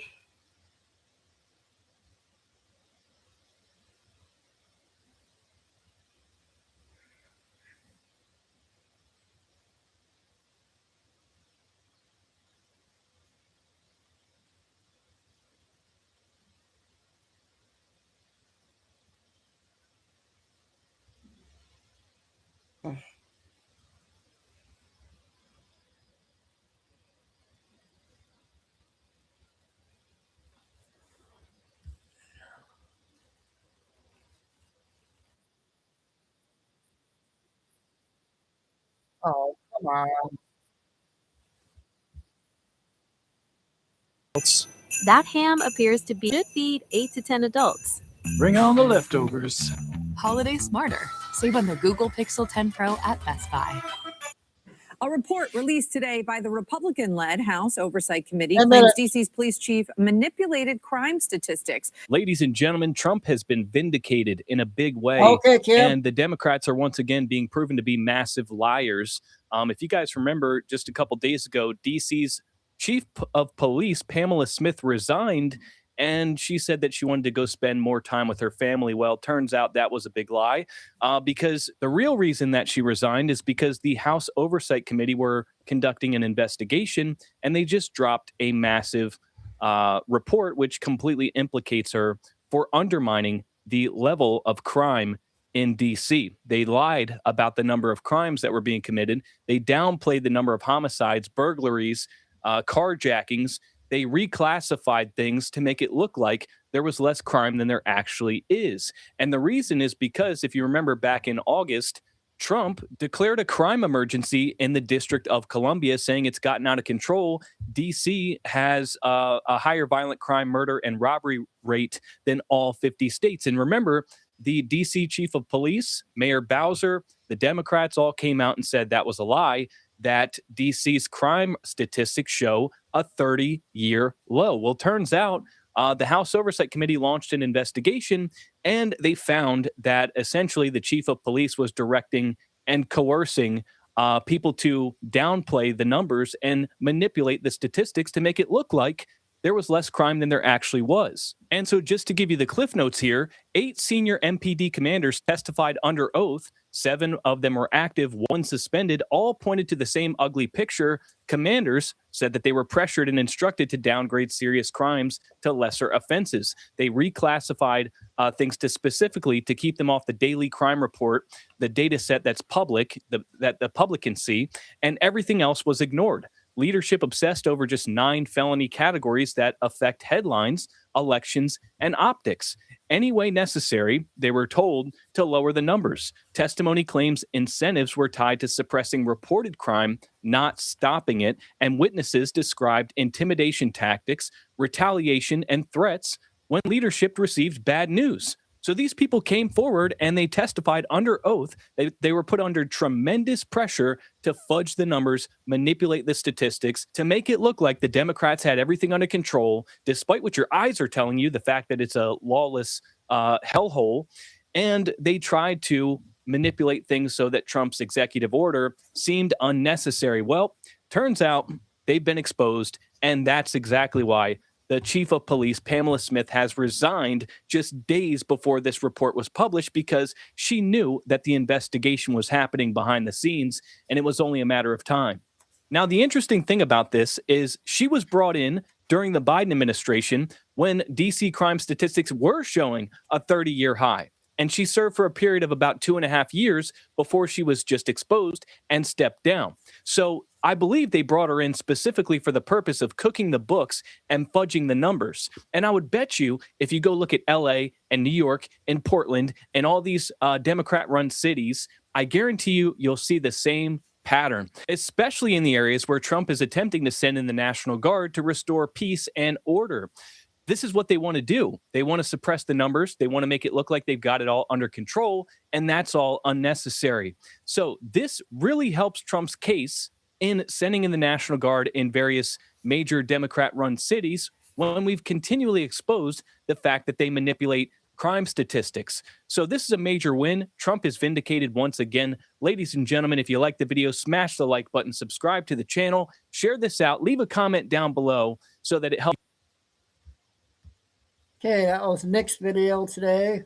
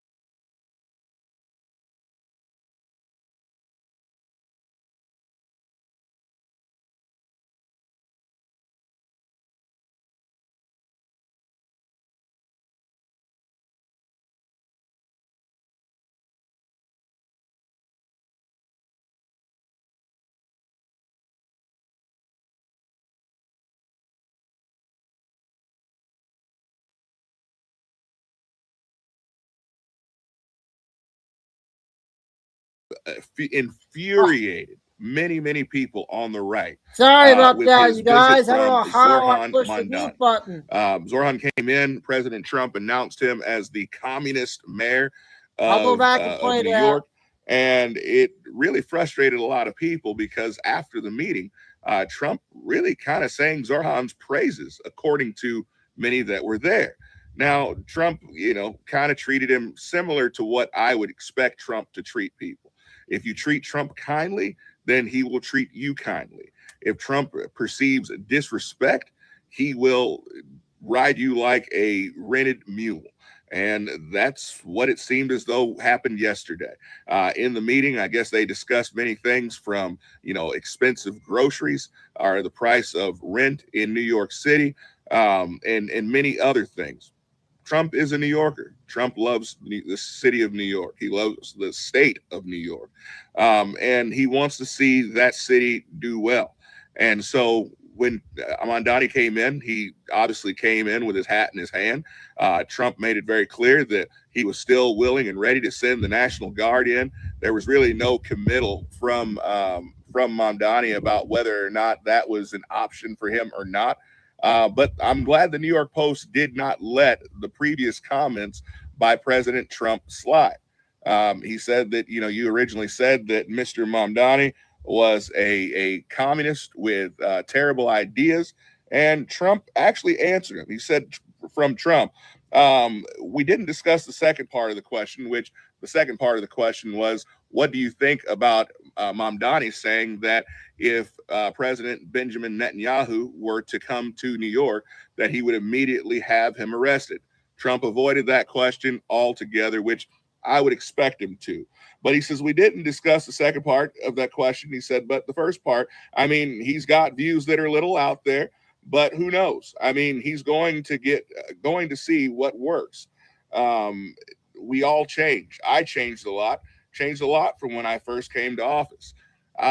That's what frustrated people. I am Q. So Another Q one. Yeah, I was muted.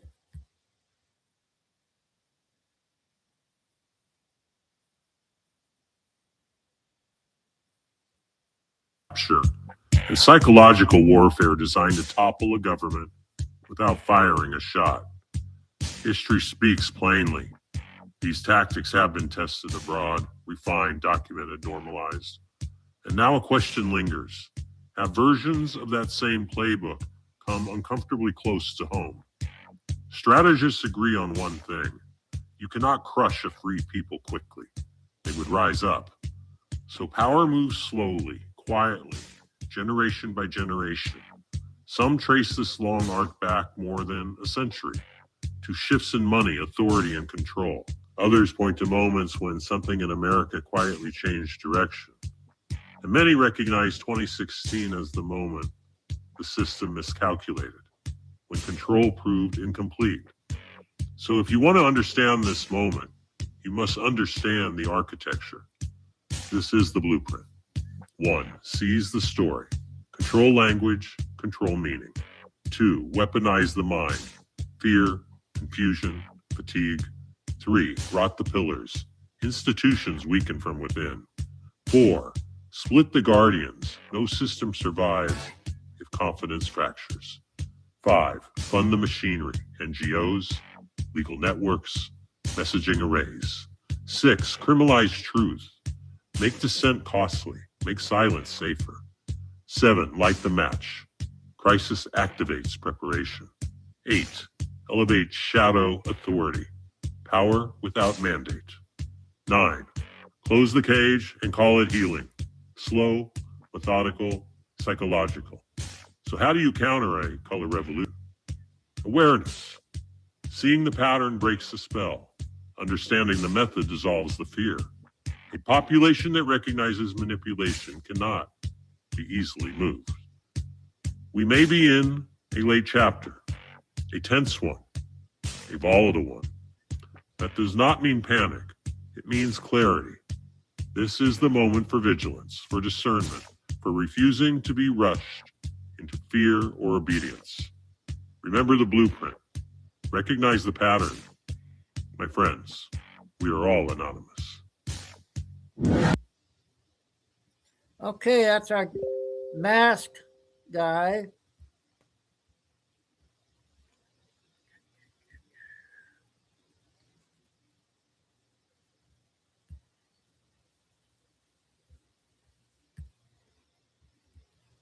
I got another Nick video.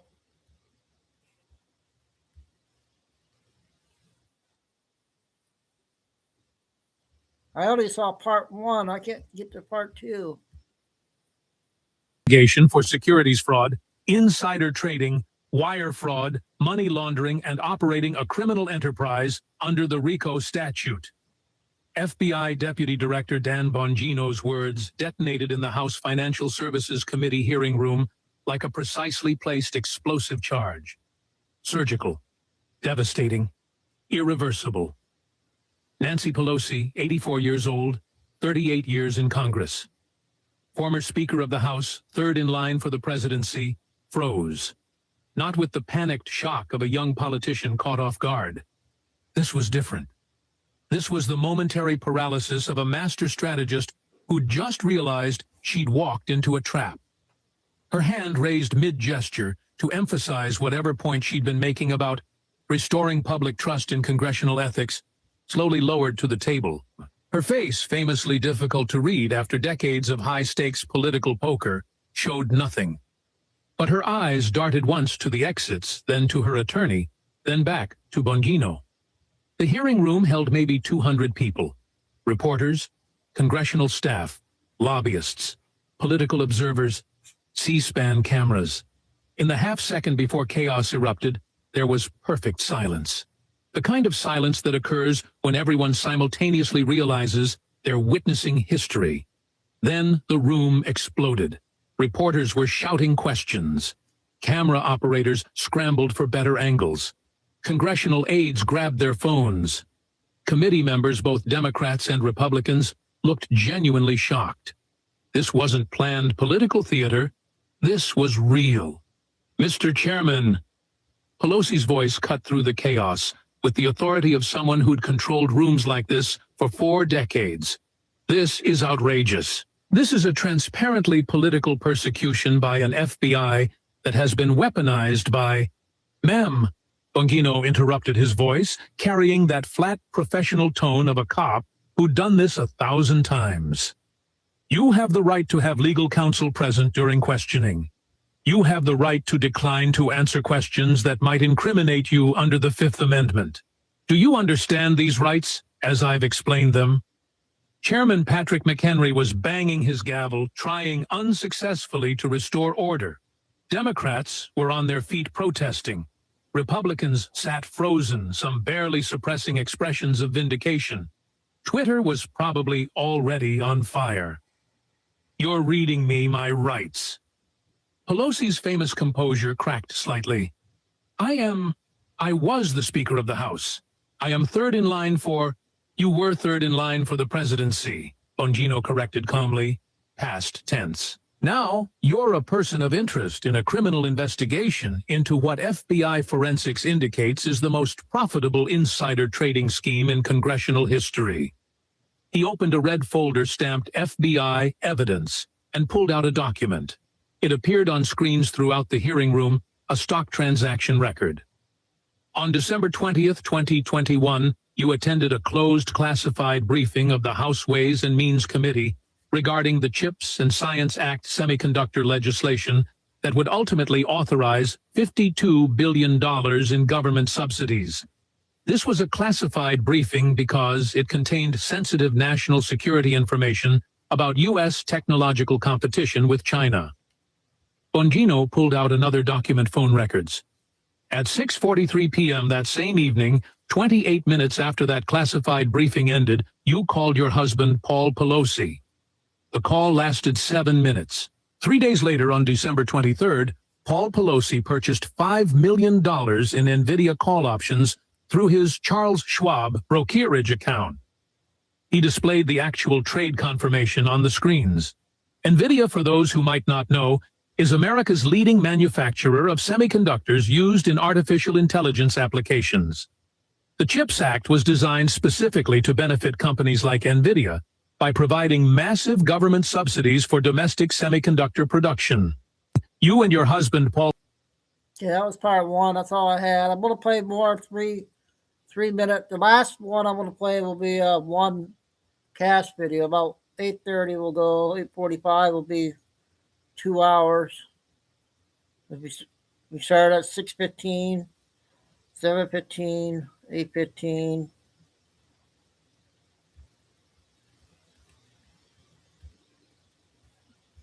Okay, we got this one.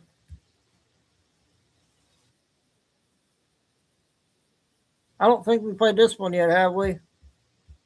3 minutes.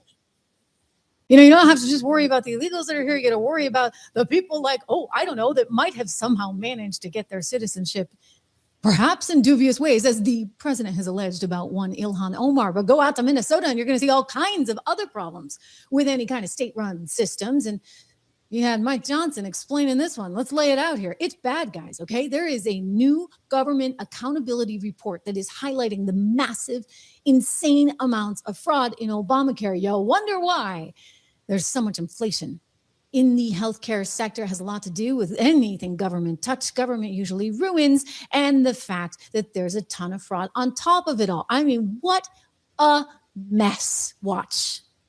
A new report by the Government Accountability Office, which I haven't seen too much written about yet. You should look into that. It is an eye-opener as well. It makes clear why it would be a dereliction of duty to just extend subsidies without massive reforms to them. Okay, over the last 2 years, this is investigators at the Government Accountability Office. Okay, they submitted 24 fraudulent applications for the ACA subsidies, the Unaffordable Care Act subsidies, Obamacare. Okay, of the 24 fraudulent applications that they created intentionally to just see what would happen, 23 of them were approved. Whoa! These applications were completely fraudulent. The investigators did not submit any Social Security numbers, citizenship documentation, or reported income documents. And 23 of the 24 applications were still approved. 18 of those, by the way, are still receiving coverages they were as of September of this year. That means the Obamacare exchange and insurers didn't verify any of the information they're supposed to under the law, and they proceeded to pay tens of thousands of dollars to insurance companies for people who do not exist. Oh my Okay. gosh. The GAO report also found that 29,000 Social Security numbers in 2023 and 68,000 in 2024 were used to receive more than 1 year's worth of insurance coverage. In other words, multiple people were utilizing the same Social Security numbers to openly defraud the American taxpayers. The GAO also found that more than 94 million was sent to insurers on behalf of dead people. Okay, this is the system that Democrats in Congress want to extend without reform. It's unbelievable. Yeah, it's really unbelievable, and it's really unacceptable. And when Trump says, you know, this is not going to work and we need to find a better way, he's not kidding. I mean, the reason they hate him so much is because he's the one who's willing to challenge it. I mean, think of the money at stake. Think of the insurance companies that are livid about this. They don't want anything changing, right? It's working out really well for them, and it's working out really well for the fraudsters. I mean, it's working out so well that Jasmine Crockett's hoping some of these people, I guess, contribute to her campaign because she's willing to lobby for them like nobody's business. She's out there saying, well, what's the matter? Just a little bit of fraud. I mean, you got to expect that. No, we don't have to expect that. You expect that in third world countries. You don't expect that in the United States of America, Jazzy. And I do want to make sure that I cover one other thing that the chairman spoke about. He specifically said that he's concerned about the fraud. He's not giving us numbers, but I can give you some numbers. Obamacare is a disaster. Hey, Trish shows the latest.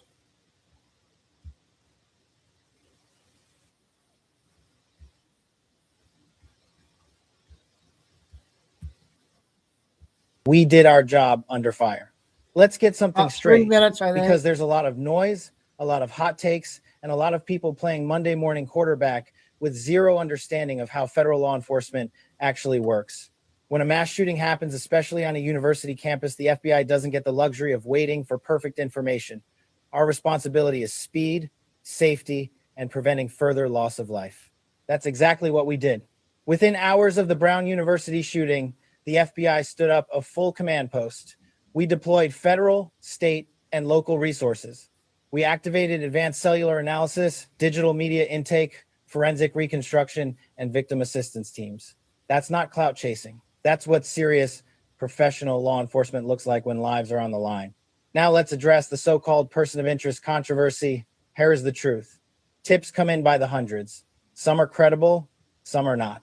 Our job is to investigate them, all of them thoroughly and lawfully. In this case, a lead was identified, investigated, and cleared. That is not failure. That is the system working exactly as designed. You don't get to claim the FBI is corrupt when we ignore tips and then attack us when we follow them. You can't have it both ways. What would have been irresponsible is doing nothing. What would have been reckless is ignoring a credible lead. What we did instead was methodical, lawful, and transparent. When evidence didn't support prosecution, the individual was released. That's called due process, something critics love to preach about until it becomes inconvenient. As for the leaks, let me be clear. The FBI does not authorize leaks of names. We do not try suspects in the media. If someone violated protocol, that will be addressed internally. But don't confuse unauthorized leaks with institutional intent. The real tragedy here is being buried under political outrage. 2 people are dead. Students were barricading themselves in closets. Families are traumatized. And instead of focusing on justice, too many voices rushed to score clicks by attacking the FBI. We will not be intimidated. We will not slow down. We will continue a 24/7 all-out effort to identify the shooter and bring them to justice the right way. The FBI's job is not to make you comfortable. It's to protect the American people. Even when the facts are messy, the pressure is intense, and the cameras are rolling. That's leadership, that's accountability, and that's exactly what we're doing. Let me be clear. Hey, latest on cash.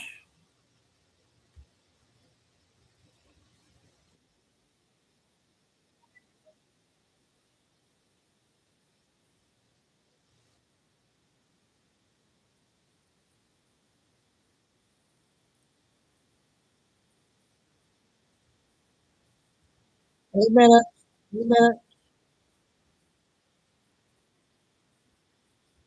We lost a little bit of our, we also took things for granted. We took our restaurateurs, we took our entrepreneurs, we took our business community for granted. We said, we can just keep punishing you. We can keep being, an opponent of yours, and you're going to stay.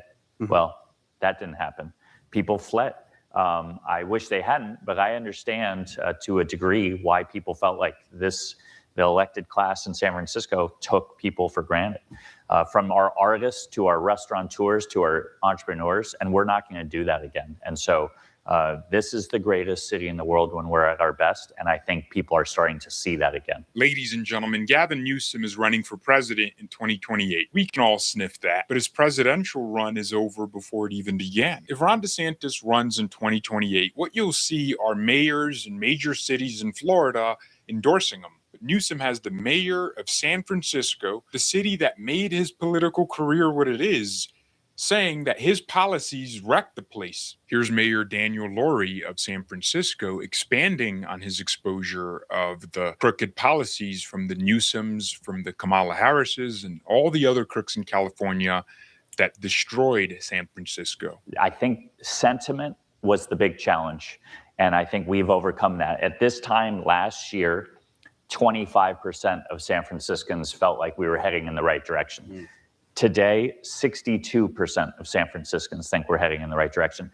And that's where we can now build from. And now we have to execute. We got to execute on public safety, which we are. Crime is down 30%. We got to execute on the behavioral health crisis and getting people off the street and into the right kind of treatment beds and recovery beds. And then third priority, we have to strip away the red tape to help our small businesses, our restaurants, our galleries get up and running more easily and have a City Hall used to be kind of an opponent for our small businesses. We want to be a partner, and we have changed that drastically as well, and we can go into that. But I think the biggest challenge was sentiment. We've gotten there, and now we need to go execute, keep people safe, keep our streets clean, and create the conditions for success. We have been the envy of the world for generations and hundreds of years.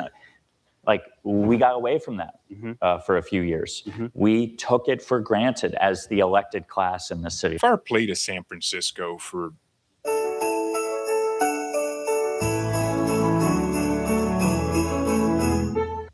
Three classes in at University of Phoenix, I was already noticing big changes in my written communication skills, writing. Picking this guy as mayor. He's a Democrat, but he sounds like he's pretty reasonable on the common sense policies. Yeah, well said. It's safe to say Gavin Newsom is in some big trouble. Take a look at these polls. Right now, it's being reported by Axios that Kamala Harris is stepping toward another White House run. Her book tour expanded. Not sure who's reading that book and what they'd be learning from it. How to laugh. She appeared before the Democratic National Committee, and she's also rolling out new rhetoric. She's railing against both parties and the status quo in her speech on Friday to Democratic officials. Many in the room told Axios that they were struck by how different Harris's remarks were from her Biden defending message on the campaign trail last year. Kamala Harris is at 31.1%. Gavin Newsom is at 20.3%. This is some sweet payback on Newsom for pushing DEI all these years down everyone's throats. Kamala Harris is nowhere near the intelligence level of a Gavin Newsom. He has a way with words, and he's a very smooth political operator. But he's going to get beat in the Democrat primary by a woman who is Indian Irish, or whatever Candace Owens revealed in her series on Kamala, who has absolutely no brain cells whatsoever. She's not charismatic. She's not fun. She's not engaging. She's a bland, race-based politician, and she became vice president solely because of how she looked. She was literally laughed out of the Democrat primary by the voters. I don't even know if she got top 5 in any primary votes. And now, because of the culture Democrats have created for themselves, she's going to lead against really decent candidates. Gavin Newsom has wrecked California, but objectively speaking, he's a better candidate than Kamala Harris, but he's going to lose because of the BS that they pushed with DEI. They are the identity politics party, and they're going to reap those rewards, baby. You would think Democrats would be pushing for someone like Andy Beshear, who is a Democrat leading a state like Kentucky, who could appear as moderate on the national stage, but they're stuck with a cackling hyena, some homo dude named Butt Gig, and Newsom is going to lose. You know he's concerned when Gavin Newsom is having to sit down and admit his mistakes. We failed on the border. We need to own up to that. Largest border crossing in the Western Hemisphere in my state. Spent $1 billion+ to do migrant centers, try to put a lid on things. And it was quite critical, but I tried to do it in a respectful way of the Biden administration. We failed on the border. We have to own that. But we've also failed as a consequence because of that to lead the comprehensive immigration question. We've got to get the border right, then we can get to that. But I say that to make the point. You don't need sanctuary policy in this country if we have a federal government doing its job. We do have a federal government doing its job. Deportations are happening. ICE is enforcing immigration law in the interior. It's great, actually. File free in the app if you didn't file with us last year. Just file with TurboTax Do-It-Yourself by February 28th, no matter your tax situation. Get the TurboTax app now. This holiday season, give yourself the gift of Tim Hortons with delightful holiday drinks and festive baked. Why did Democrats fail on the border? Because we didn't own up to the reality. We didn't take responsibility. It's because you wanted to import millions of voters into the country, and you did. But beneath it, what happened, right? Joe Biden was not a guy who didn't know that you shouldn't have, chaos at the border. You sent down National Guardsmen at a level of why for policy. Well, I think the why was everything's in reaction to Trump. Sort of the overreach of Trump. Yeah. We come back and we then move 180 degrees in the opposite direction. So it's Trump's fault that the Democrats opened the border for tens of millions of people to pour into the country. Sure. But what I want you to take away from this is that Gavin Newsom is panicking. He's making himself out to be like a moderate. Oh, I've been in the middle this entire time. No, Gavin, you're a crook. And you saw mass migration across the country. It was hardly unique in the United States. You had all of the shock and supply chain shock and issues around COVID, coming out of COVID, et cetera, that created even more pressure.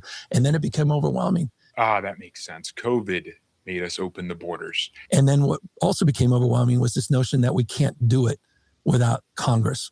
And then Biden then proved Trump right by doing it without Congress. And in the last 6 months, we saw a significant decline in border crossings under the Biden administration that ultimately led to benefits for Trump, claiming he did it all. No, Trump did close the border. The auto pen regime only tried to slow down the crossings to influence the election. That was all. Here's something else that's really bad for Gavin Newsom. California refineries are closing right now, so gas prices are higher in California than anywhere else. That's because their gas tax is over $1 at the pump. So every gallon you pour into your gas tank, the government taxes you $1, over $1 actually. Motorists in left coast states have long paid some of the country's highest fuel prices due to limited regional production and minimal connectivity to the Gulf Coast refining hub. There are no pipelines delivering fuel to California from the Rocky Mountains,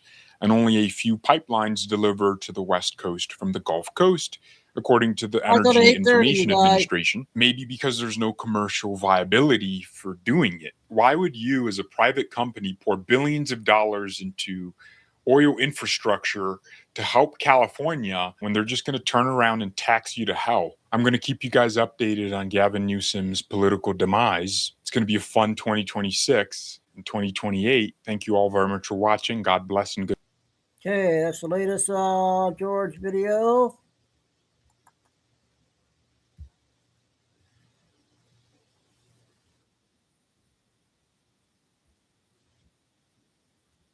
Four minutes. Rob Reiner and his wife, Michelle, has been taken into custody over the murders of his mom and dad. We are awaiting to hear the charges that Nick Reiner may face. We do know that his bail is set at $4 million. LA police picked him up. Our chief correspondent, Jonathan Hunt, is in Brentwood with more. Jonathan. Harris, this is the home, the Reiner's home, where Rob Reiner, 78-year-old famed director, and his wife, 68-year-old Michelle, were found murdered. And now, as we understand it, Nick Reiner is being held. The LA Sheriff's Department online records revealing that he is, in fact, being held on $4 million bail, apparently picked up late last night, hours after police were called here to the Reiner's home and made that gruesome discovery of the bodies here. Rob Reiner, of course, famed for so many movies, among them When Harry Met Sally, The Princess Bride, A Few Good Men. And in the hours after the tragic news of his and his wife's deaths broke last night, one of the stars of When Harry Met Sally, Billy Crystal, was seen here. You can see him not far from this front gate, seemingly very close to tears. Rob Reiner has been paid tribute to by many in Hollywood today, among them the director Ron Howard, who said, quote, "He proved to be a superlative filmmaker, a supportive colleague, and at all times a dedicated citizen. Rob will be missed on so many levels. My heart goes out to his family and his many close friends." And the novelist Stephen King wrote that Rob Reiner was, quote, "a wonderful friend, political ally, and brilliant filmmaker, including two of mine. Rest in peace, Rob. You always stood by me." A reference, obviously, there to Stephen King's novel Stand By Me, which Reiner turned into another blockbuster movie. We're awaiting an update from the LAPD. We believe we will get something from them in the next couple of hours. They told us very little last night, but the news emerging this morning, Harris, that Rob Reiner's 32-year-old son, Nick, now being held in custody, $4 million bail. Harris? Yeah, you know, a lot of people are talking about the history of this great actor and director, Rob Reiner, and I just want to visit for a moment the impact that, having lived in Los Angeles, many people will tell you that he had on the industry as a whole. He was an actor's director. He saw people for who they were, and he had an incredible sense of humor. And he made a movie called Being Charlie that I have seen, and I don't think I realized the depth of what he and his wife, Michelle, were dealing with their son, Nick. The movie was called Being Charlie, but reportedly his son, Nick, helped him work on that film. Well, yeah, it not just helped him work on it. Nick actually co-wrote that movie, Being Charlie. It was directed by his father, Rob. It was, in many senses, semi-autobiographical for Nick. It was about dealing with drug addiction, dealing with homelessness, dealing with mental health issues, all of which Nick said that he had dealt with in his past. So clearly there was a complex relationship between father and son. But Nick said in the publicity tour for that movie, it wasn't tough working with his dad. It was nice, as he put it, but clearly something went horribly wrong yesterday. Harris? So much to dig into with this case. Jonathan Hunt, thank you. Okay, we'll do a few more, you guys.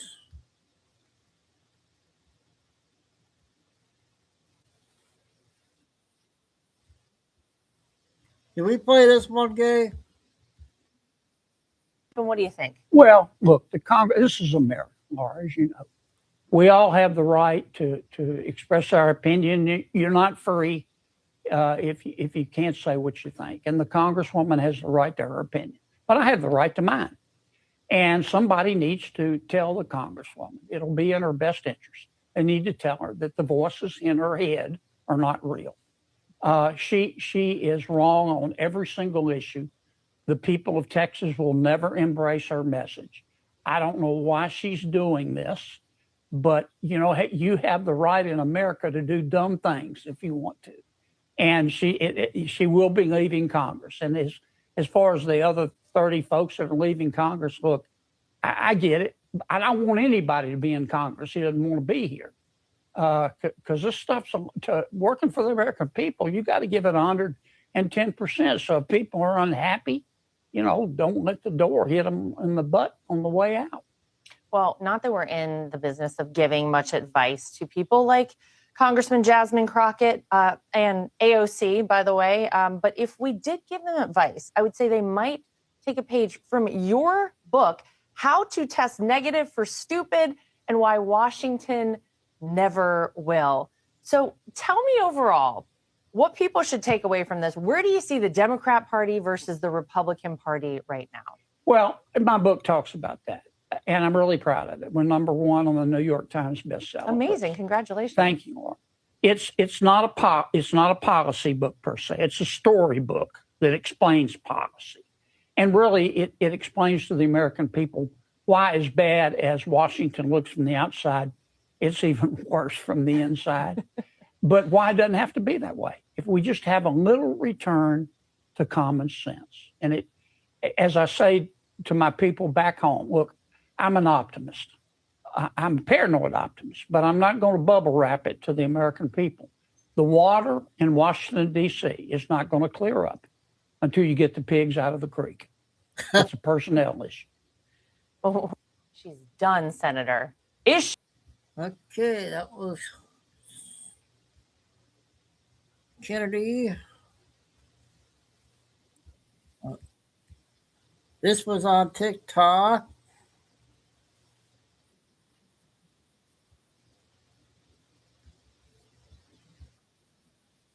Stop, unless Erica Kirk asks me to stop. Stop. And I will immediately abide by that request. You know, Candace is lying. Massive breaking news Sunday night. Erica Kirk and Candace Owens have decided that they will meet in person and that they are going to cease tweeting, live streaming, talking about each other, doing interviews in what will be the Yalta summit of the conservative influencer space. And this is like the summit where the powers of World War II decided how they were going to carve up Europe. The point is that like this is a massive meeting and a meeting of peace, hopefully. And what do I mean by that? I'm well aware that there are people that really, really like Candace in this audience. I'm well aware. And by the way, like I'm friends with Candace and worked with Candace before. I hold no ill will towards her and her husband. I know Erica. I knew Charlie really well. And I've been deign to jump into this fight and to try and throw haymakers and to try and like drama monger because quite frankly, It's just all too personal to me. I'm not here to try and You won't see destroy these Charlie's clips? legacy. Let me explain that. I worked the closest with Charlie. We've known each other and worked professionally together for 10 years. And I wasn't like somebody who worked on his podcast, right, or like worked in his business.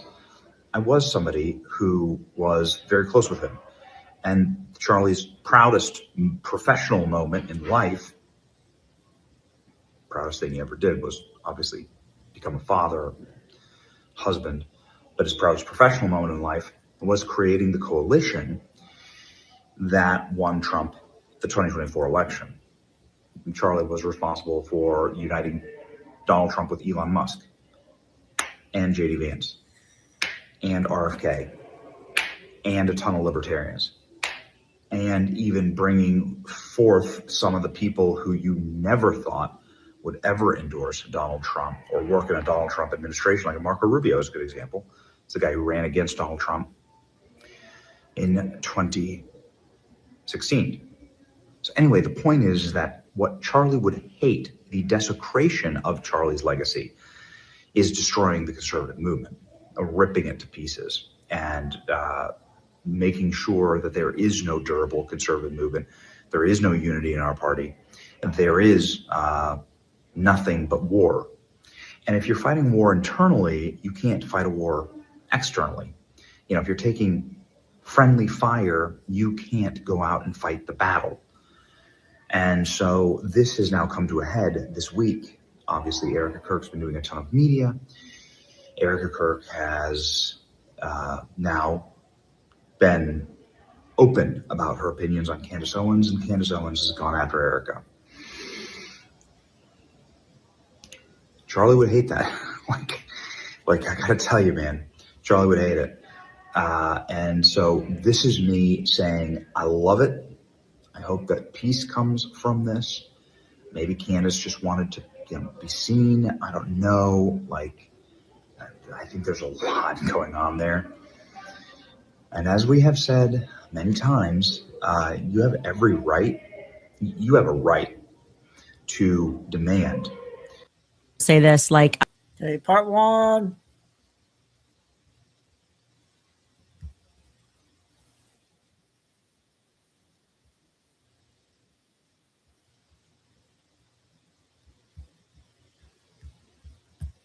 I got two more short ones. So there's been a ton of damage that's been done on the periphery. And so three, I think. This is the way that Charlie would have handled it. So I'm really glad that it's happening. Obviously, Candace has responded and saying she's excited for this as well. The internet is obviously ablaze with people saying that this is a good thing, that they're excited that this is the right thing to do. Big time commentators, Jack Posobiec, Megyn Kelly, so on. And I include myself among them. There's also a huge contingent that's like, you should just sue Candace, into the stratosphere and salt the earth and be done with it. And then Candace will use this against you. But time will tell, time will tell. But I found that there's a lot of power in de-escalation. And when someone is clearly wanting to be seen and wanting attention and wanting to hear their concerns heard, just hearing those concerns is often a great way to lower the temperature and lower the pressure release valve. And so I guess we'll see. The podcaster Candace Owens, okay? At one time, a friend of Charlie's, at one time, an employee of Turning Point. She has been one of the main peddlers of these conspiracies, and she is making a huge amount of money on it. She is building her business off of these lies. What do you want to say to her and the other people that are putting these lies out into the world right now? Stop. That's it. That's all I have to say. Stop. Now, I wasn't sure about Erica. I was waiting, kind of a situation for her to be in, obviously, having lost her husband, becoming the CEO and the chairman of a company. It's just a lot of transition, and it's nice to wait for more information before you prejudge or just make an assumption about somebody, and it maybe is not based in reality. Well, we are getting a lot more of Erica Kirk this week. I'll tell you that, because she has been doing the rounds in the media really over the last couple of weeks. And she just gave an interview live with Harris Faulkner on Fox News, where she finally addressed the quote unquote conspiracy theories. And I have to say this because it's true, but it completely missed the mark for me. I am sorry. It just has. But the good news is that she is now unmurkying the water in terms of her intentions with this massive political organization. That's good news, truly, because we knew Charlie, and now we are getting an opportunity to know Erica. Plus, later on in the show, it's Knives Out for Tucker Carlson. As always, he's trending right now because he has officially waded into the who killed Charlie Kirk narrative. And since he is not a bought and paid for Fed, he is... Hasn't really been... Yeah, I got a few more short ones.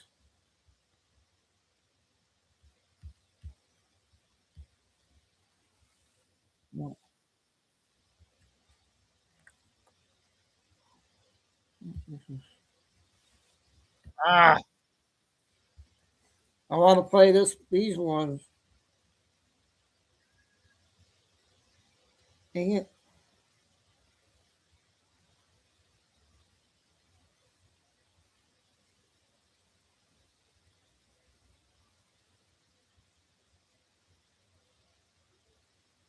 Where is part one?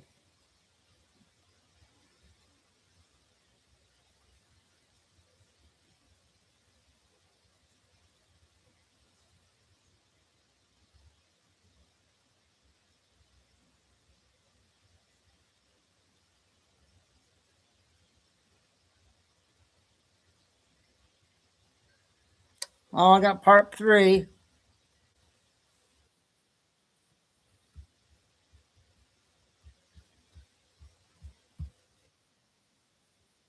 Watch how Democrats talk about an Epstein story when it involves a Republican versus when it involves their own party. When Jamie Raskin talks about Trump, Epstein becomes the criminal mastermind lurking in every shadow of the universe. But when Raskin has to explain why Congresswoman Stacey Plaskett was texting with him, suddenly Epstein is just a friendly neighborhood constituent who maybe needed a pothole filled. One thing he's clearly doing is changing the subject from a different form of crime, which is child sex trafficking, which Jeffrey Epstein was a mastermind of. Donald Trump's name apparently appears throughout the Epstein file. They've arraigned a Democratic member for taking a phone call from her constituent, Jeffrey Epstein, in the middle of a hearing. I still don't see what the charge is. Where is the ethical transgression? Honestly, this is Olympic level mental gymnastics. If hypocrisy were a sport, Raskin just stuck the landing and waved at the judges. Now, there was an attempt to censure Stacey Plaskett last night, but it failed in a Republican majority House. I'm not happy about this. Why? Because Democrats threatened to censure Florida Republican Corey Mills, which would boot him off the Armed Services Committee if the Republicans dared to follow through on Plaskett. For Republicans, folded like a lawn chair. And just so you know, this is the third time Democrats have used Corey Mills as a bargaining chip, and every single time the GOP lets it happen. Not all Republicans were thrilled. Here's Anna Paulina Luna. I was wondering if the Speaker of the House of Representatives can explain why leadership on both sides, both Democrat and Republican, are cutting back-end deals to cover up public corruption in the House of Representatives for both Republican and Democrat members of Congress. Gentlelady has not stated a proper parliamentary inquiry. Thank you very much, but I think the American people know what happened tonight. And in case you're wondering why Mills seems so easy to leverage, well, he's got some baggage. Last month, a Florida judge granted a restraining order against him after an ex-girlfriend accused him of harassment and threatening to release intimate photos after their breakup. Now, Mills denies some of those accusations, but the court still granted the order. He's also accused of stolen valor. Republican Representative Nancy Mace, she said last night he's a disgrace to those who served and to those who gave it all. She said she spoke to the general and he never saw, read, or signed the documents for his Bronze Star. And then, to pile on, this morning, Nancy Mace wrote, quote, never met a trash can I didn't want to kick. Integrity and honor should mean something. Let's prove that it does. Tonight, I will offer a privilege Got a couple resolution more to censure Representative short Corey ones Mills. here. I say he needs to go. I want to hear your thoughts, but I personally think Republicans absolutely should censure Mills and hold their own to the same standards they demand from Democrats. You can't preach accountability while hiding your own guy behind the curtain of alleged harassment and stolen valor. So let me know if you agree, or am I? Okay, two more.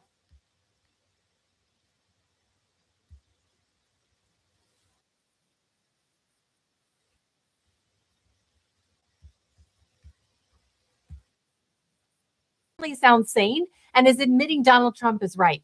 Jake Tapper took on a Democrat congresswoman over the government shutdown and didn't just expose the party's ridiculous lies, he humiliated her in the process. She gets so flustered, her hand gestures start staging a rebellion while Tapper just keeps landing punch after punch like a pro. Then Casey Hunt, she jumps in, joining the fight for journalistic integrity, calling out a Democrat senator for not practicing what he preached 5 minutes before the show. And then I have a few glorious clips for you later in the show. President Trump, he was just crowned king. Did you see this? No joke. And wait until you see how the liberals are reacting. It is some of the most glorious clips I've had for you in a while. As always, like the video and let's make this fun. I'm going to start a little game in the comments. Guess the date that you think this government shutdown is finally going to end. I will personally give a shout out to the winners when the circus is officially over. My prediction? I'm going to go with Thursday, November 6th. So mark your calendars and may the odds be in your favor. Now, the Democrat Party right now, they're a 5-alarm dumpster fire of failed policies, worse optics, and zero self-awareness. Their poll numbers, they're dropping faster than Biden on a bike. And their grip on reality, it's not far behind. They have lost independence, they've lost credibility, and now even their favorite PR firm, the mainstream media, they're jumping ship. CNN's Jake Tapper practically went 12 rounds with New Mexico Congresswoman Melanie Stansbury over who's to blame for the government shutdown. Pay attention to the Congresswoman's hand gestures because she makes Gavin Newsom look tranquilized. Roll it. Good for Jake. That is how journalism is done. And for the Congresswoman, no. Let me be clear. House Republicans, they already did their job. They passed the bill to fund the government. The only people that are still pretending this shutdown is the GOP's fault are you and your Senate buddies, including the one whose hair looks like it was dyed by a toddler with a juice box that has a grudge. When Democrats run out of arguments, they just start yelling Trump like it's Beetlejuice. And right on cue, Democrat Senator Ruben Gallego, or as I like to call him, Ragin' Ruben, he did exactly that on CNN. Now brace yourself, because in a rare moment of clarity from the anchor desk, Casey Hunt, she's actually going to push back. See, either something is in the water over there at CNN, or they stumbled into a journalism seminar by mistake, because boy, are they on a roll. Gallego, however, he looked like a stage 5 TDS case study playing out in real time. So let me get this straight. Democrats spend years lecturing the rest of us about protecting democracy and defending norms, but the moment it's politically convenient, those norms just go right out the window faster than Kamala fleeing a border briefing. They preach rule of law until they're the ones breaking it. They demand accountability until it's their turn. And that's why they're losing every messaging battle, including with their own base. Just listen to Lynn from Philly, a lifetime Democrat, calling into C-SPAN to call out her party. Starving in Washington is the Democrats' credibility. I mean, the public sees the rants. I don't know if it's a mirror. Okay, that's going to wrap everything up. So back to 4:30, 5 o'clock tomorrow. I'll be home all day, I think. So, another day, another night of intel. Good to see all the lurkers come in tonight. Dave, Greg, and Craig, and all the rest of them. Thanks, Kay. So, God bless everybody. Love all. Remember, please hit the like and make sure everybody, please, go to my description box and make sure you guys sub to the backup channels. Michelle put the backup channels in the description box. Just to remind you guys. So stay safe, stay strong, keep the faith, and never give up. Till tomorrow night, if not sooner, something develops. Signing off, Chico Dude.